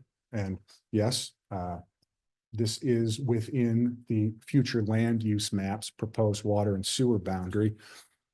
But again, if we look at the entire map, to what end? There's no property bordering this parcel that would ever make use of water and sewer. And the land to the east, or the west, I'm sorry, also doesn't have water and sewer, or apparently any need for it. This business will employ maybe up to 10 people at a time. There's no reason to believe that a septic system, of course, fully vetted, approved by the health department, would in any way be insufficient. And for this property going forward, because when you approve this conditional land use, it's not going to be anything else unless and until the township decides it should be something else. So it's not as though some other use could come in down the pike that would require water or sewer, and they could just shoehorn in under the changed ordinance. That couldn't happen. All of this, any sort of change would have to go back through the township.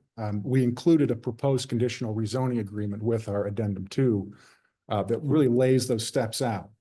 I know this is something fairly new for the township, but these are done with some frequency throughout the state. And the goal of it is to really give the township control from the day that that agreement's executed indefinitely, until somebody else comes to the township and says, hey, I don't like this conditional land use anymore. Can you please change it? That's the same reason why there's not any real concern about a crack in a dam, so to speak, where you've got your airport district, you've got your ARC district, and some kind of industrial use creeping through, because this isn't an industrial use. This is a specific business use that that seems to fit best within the industrial category, industrial zoning district. So ultimately, we want to be problem solvers. We want to do something good and help West Michigan Brick and Stone expand their business, want them to stay in Cascade Charter Township. This is their home. They like it here. They want to keep doing business in here. At the same time, we're very cognizant of the township's concerns about sticking to its future land use map, about keeping things in line with the overall vision. To that point, I mean, Andrea talked about concern that this would not be visually appealing. Well, take us to site plan review. We'll make it visually appealing. That's the display garden there. I mean, the whole point of this is to make something that is going to be attractive to people, welcoming to people.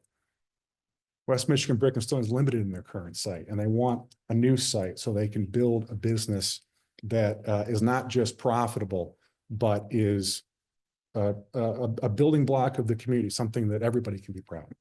And so, you know, we're asking you to give us an opportunity to move forward, do a site plan review, to put something together that everybody can be proud of. Thank you. Thank you. Anybody have any questions for the applicant? Yeah, But, Go- no, go ahead. no, I'm looking to see if I have, go right ahead. I was looking at site plan, especially the area between M6. Are those all trees that are planned in there, or are those shrubs? Those are ground trees. Okay, so they are trees. It's a specific species. It's not. Yeah, I'm not worried about that. So, because I drove by there just to see, because right now it's all it is wheat. Mhm. So those will be trees, and then on 60, those are also going to be trees before you drive into your property as well. And then your display garden is going to be like what you have up there, because before you used to have display showing your tiles at an angle. But now you're going to have the area with the, like, the kind of the fountain ideas and all that. Yeah, Is- we'd like to be able to install and show what it's like installed. Yeah. Because looking at it, you guys, when I see this, you really are making a square peg in a round hole, the way you have it set up. It's kind of amazing, the overall setup. So with all the landscaping that you plan to do there, and then your material storage is where you're gonna keep everything on kind of an open stacked area, is that the whole idea too? Correct. Okay, And I don't know if you can tell from this, but there's naturally a berm on 60th already. mm-hmm. The land goes up and kind of falls back down, and it would stay that way. There'd be a natural buffer already in place, but we would add to them. So where would you have your signage actually be? Would you see your signage as you're driving down M6, or would you see the signing down M6 or on 60th, or would you see it on both? I haven't even honestly got that far. We're just trying to get to the point where we can, you know, start getting into that stuff, but And then what kind of lighting do you plan to have? again, that's probably site plan stuff that we would have to get in more detail of. This was just a general view to. Yeah, the answer would be the lighting that would be required. Yeah, because I mean, having the shrubs and all, I mean, the trees and all that. Would make the area rather nice. Yeah, our business is 100% about aesthetics. Everything we sell makes properties look better and gain value. And we certainly would intend to make our place visually and appealing to draw customers in for long. You claim that overall, in a normal day, you'd have, the most you would have would be 12 trucks a day? I think I put average numbers on there. I mean, there's certainly gonna probably be days where there's more than that, and there's days where there's less. So, Okay, so you probably At the average current about state, 12? yeah. Yeah. Well, that's all I have right now. Is anybody else? Any other questions? Wendy? Did you go No. through your list? I'm just trying to Yeah, pull up some process. things Yeah. and pull up some more. but no, I'm good. Okay, thank you. All right. Thank you, appreciate it. Thank Thanks. you.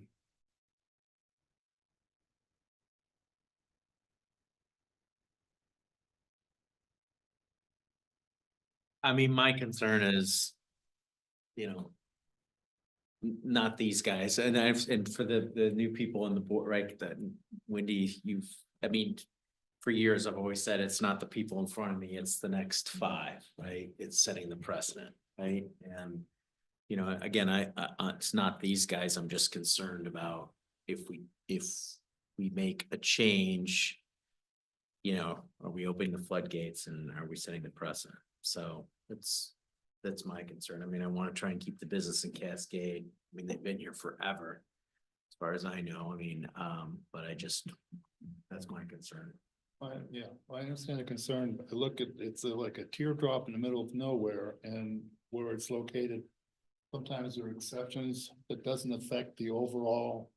What you're trying to do in Cascade. I know our goal is how we want Cascade to be. Yeah. But when you have out parcels like this, that they're so unusual that, well, what else would you do with it? And with landscaping and what is planned here, it's kind of a plus than a minus. And that's why I was just kind of bringing up those ideas and thoughts.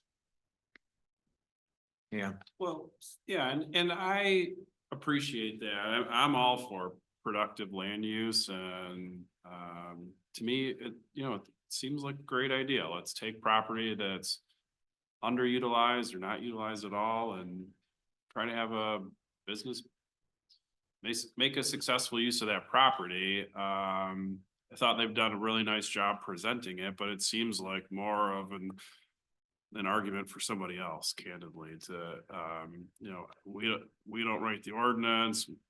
I didn't have anything to do with the future land use map. I'm supposed to consider whether it's consistent with the future land use map, and it's not.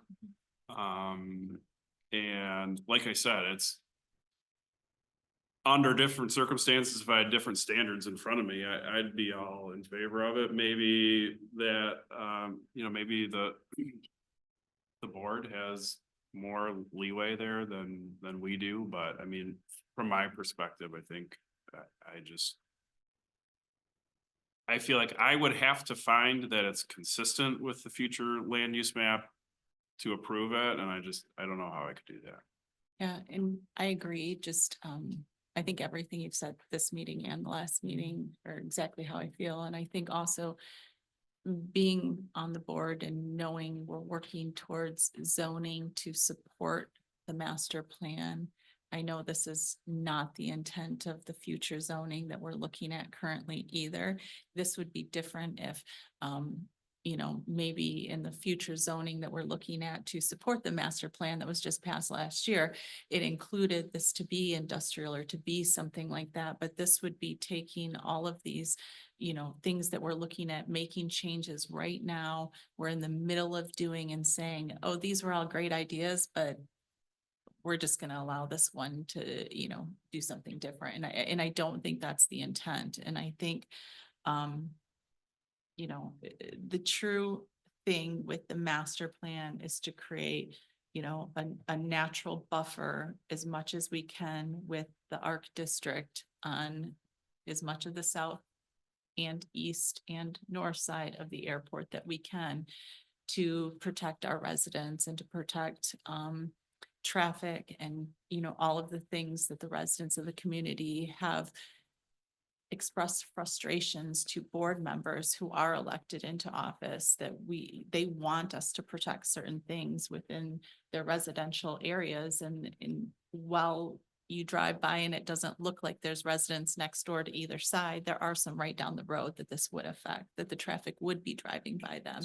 And I think that is the master plan. That's what we looked at when we did the master plan. And what we're looking at with zoning is not just, a small snapshot. It's the big picture of what the community wants and what the community has asked us to preserve. And I think that's important. I have a question for Leslie. Yeah. Just wondering, because this, and it's odd, because I think we did everything we could not to do this. And I'll be honest, reading through the minutes, I've just pulled up minutes from previous board meetings and previous planning commission meetings when these things were discussed, and in no way was the intent to split this parcel with different zoning. I think that the intent was, always the intent has been to not split parcels ever.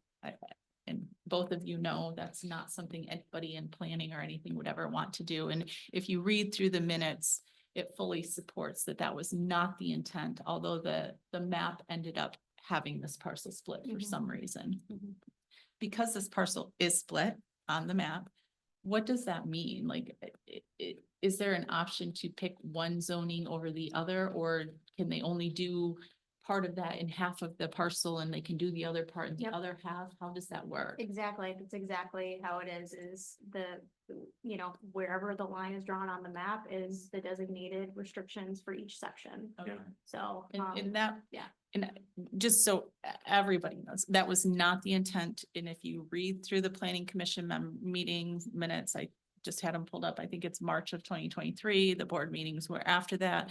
The intent of all of the discussion at both of those meetings was in no way to split a parcel or to allow that airport commerce district to extend in any part of this parcel. It was to make it arc. And I think that's important, not just with the master plan showing that this is the intent, but that was also the intent with the zoning that was redone last year too, was not the way it looks. That being said, if it was something that was allowed in one of those current districts, we would have to allow it because that is with the map, and I understand that. Yeah. Well, I know And I, the idea of the exceptions to the rules, but you also said you want to make it a little bit more beautiful, nice. I mean, this was always going to be a pile of weeds and all that, and it is kind of a beautification with the trees and the shrubs and thinking that as well. and I will just say that's your definition of beautification. Because there are a lot of people that live in the agriculture district that they do not want landscaping. That is not beautiful to them. The natural weeds is what they would consider. And I think that's very, it's hard for me to understand sometimes, but I think we all have different definitions of what our opinion of what is beautiful or what is landscaped compared to other people. And people who live in rural areas could be different. The other thing is just the utility boundary. I think that the applicant or the applicant's attorney mentioned, you know, that they're here because they want it to be better. We appreciate that, but I don't think your statement that nobody else has come in and asked for this is probably accurate. I think that there have been, throughout the years, the owner has owned this since 2004. I don't know how long this has been on the market, but I understand they're investment firms, so I'm sure it's been up to whoever is willing to pay the price for a long time. And there have been previous businesses that have reached out to the township to ask about this. They were given the basic statements like, no, you know, it's not a use, it's not current, this is what you would have to do that. And most people have walked away from it. So just because you have gotten this far does not necessarily mean that you are the only business. I think there are multiple business that would love to be in your position to be here, wishing they could have this property, given no water and sewer, no, you know, those kind of pieces. If I can just make. Yeah. Maybe I was unclear. I said, that I know that there have been other people interested in buying this property, Okay. and they've approached the township, and nothing's ever come to fruition. Okay. It seems to be because of the zoning classification of this property. Okay.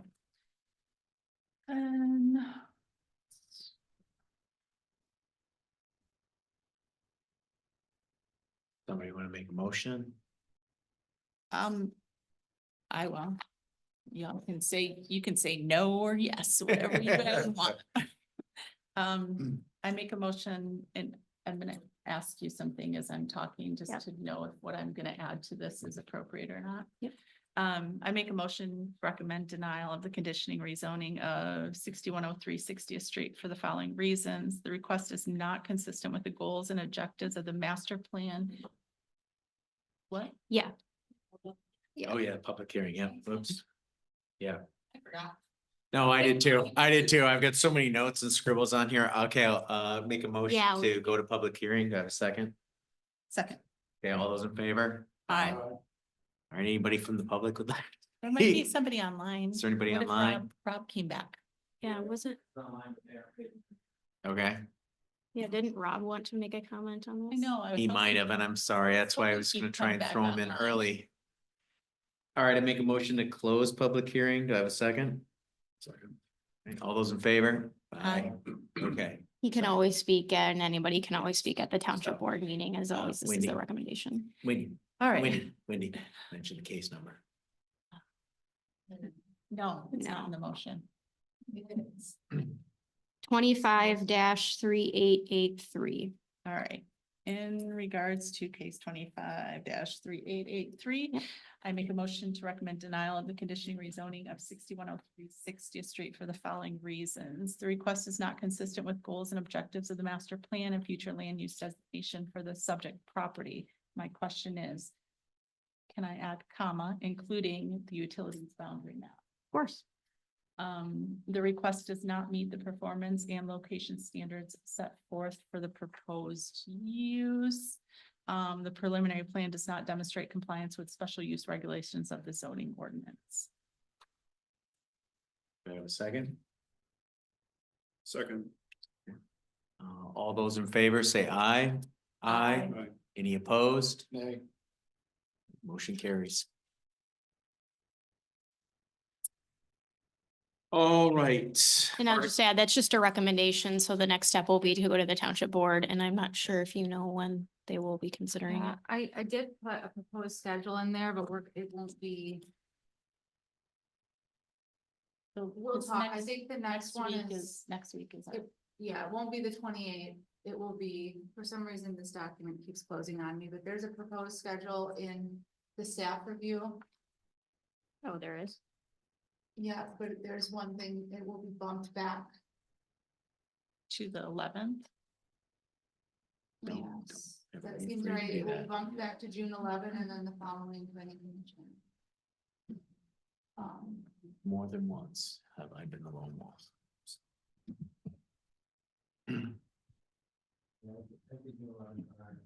Township board ordinance adopt conditional reviewing. Yeah. So we actually bumping that, it would be township board, but, introduces the ordinance here on the 6/11 meeting, and then the township board would be, the adoption would be on 6/25. I don't know how that would. Yeah, so charter townships have to introduce ordinance. It's because a rezoning consideration is technically an ordinance amendment because it's amending the zoning map. Charter townships have to introduce ordinances first before they can adopt it and they have to adopt it as adopt or make a decision at a subsequent meeting. So it has to be done in 2 meetings, so to Why? speak. Andrea, just wondering, why is it going to June? Why isn't it in the May meeting? Or, sorry, I guess that. Could they it's our next- introduce it at next Wednesday's meeting? But I'm not gonna be there, that's why we have to bump it back, Oh. because I'm not. So it's just it's. Okay. Just wondering, Yeah. their You're blowing my short meeting average. I'm just telling you that. Sorry. Yeah, I'm teasing. Yeah, that's why there was a couple of things they're gonna put on that agenda, unfortunately. It was my schedule, that was. She'll get with them and let them know. Yeah, thanks, guys. Sorry. Article 12. Cascade Charter Township, set public hearing for the airport overlays. So do we have some proposed dates for that? Yeah, so we would be, with this, we're just requesting that you would set the public hearing for. So the June Do you have our schedule open right in front of you? 16th, I 9th feel or like 16th? it's June 16 or June 11. Hold on, let me look at what I sent you. June 16th. Okay, Is that consistent with what I? are you 100% sure? 16th? Planning commission, site plan, yes.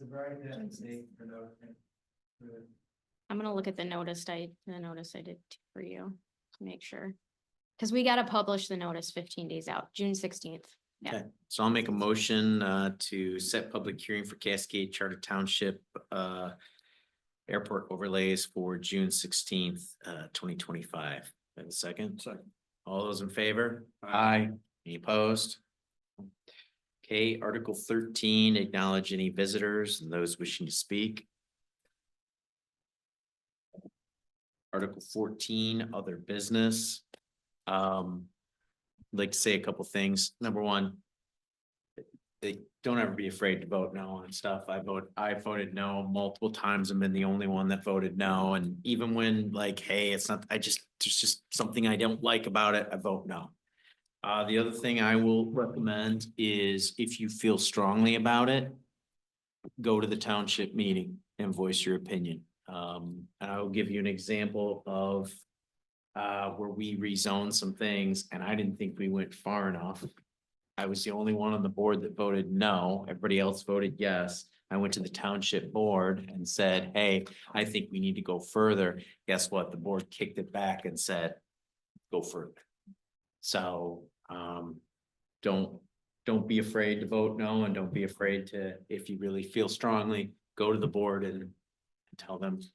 I think it's important for everybody. to Yeah. Understand that the board truly does make up decisions in a different Yep. discussion format. We're Yeah. still in front of public discussing, but public comments that come to us generate conversation, and they do generate conversation within board members. Yep. And they appreciate it. Mhm. So, Thank you. and then just, obviously, this doesn't need to be said, but I'm gonna say it. You know, what would happen, what's like, keep it in the room, right? Like, there's no animosity outside the room, right? Oh. Yeah, I know, I just, I'm waiting for dinner now. yeah. Problem. So, I don't think we have a problem with this group here. I don't think so either, but I Where's just, the it's always, pizza? just, yeah, okay, I would make a joke, but it's yeah. completely inappropriate. No, please, I like that. not on the record. Wait till we're done. Yeah. That's good to hear. Any other, Mics are off though. anybody else have any other business? No. Okay, do I need a motion to adjourn or just say article, okay. No, but I mean, I usually Oh, just make say, it I'll say, sound good. Make- I'll entertain a motion. Article 15, I'll take a motion to adjourn. Hey, I second. All right, all those in favor? Aye. Aye. You Alright, opposed, wanna nay, make all right, meeting adjourned. Mike,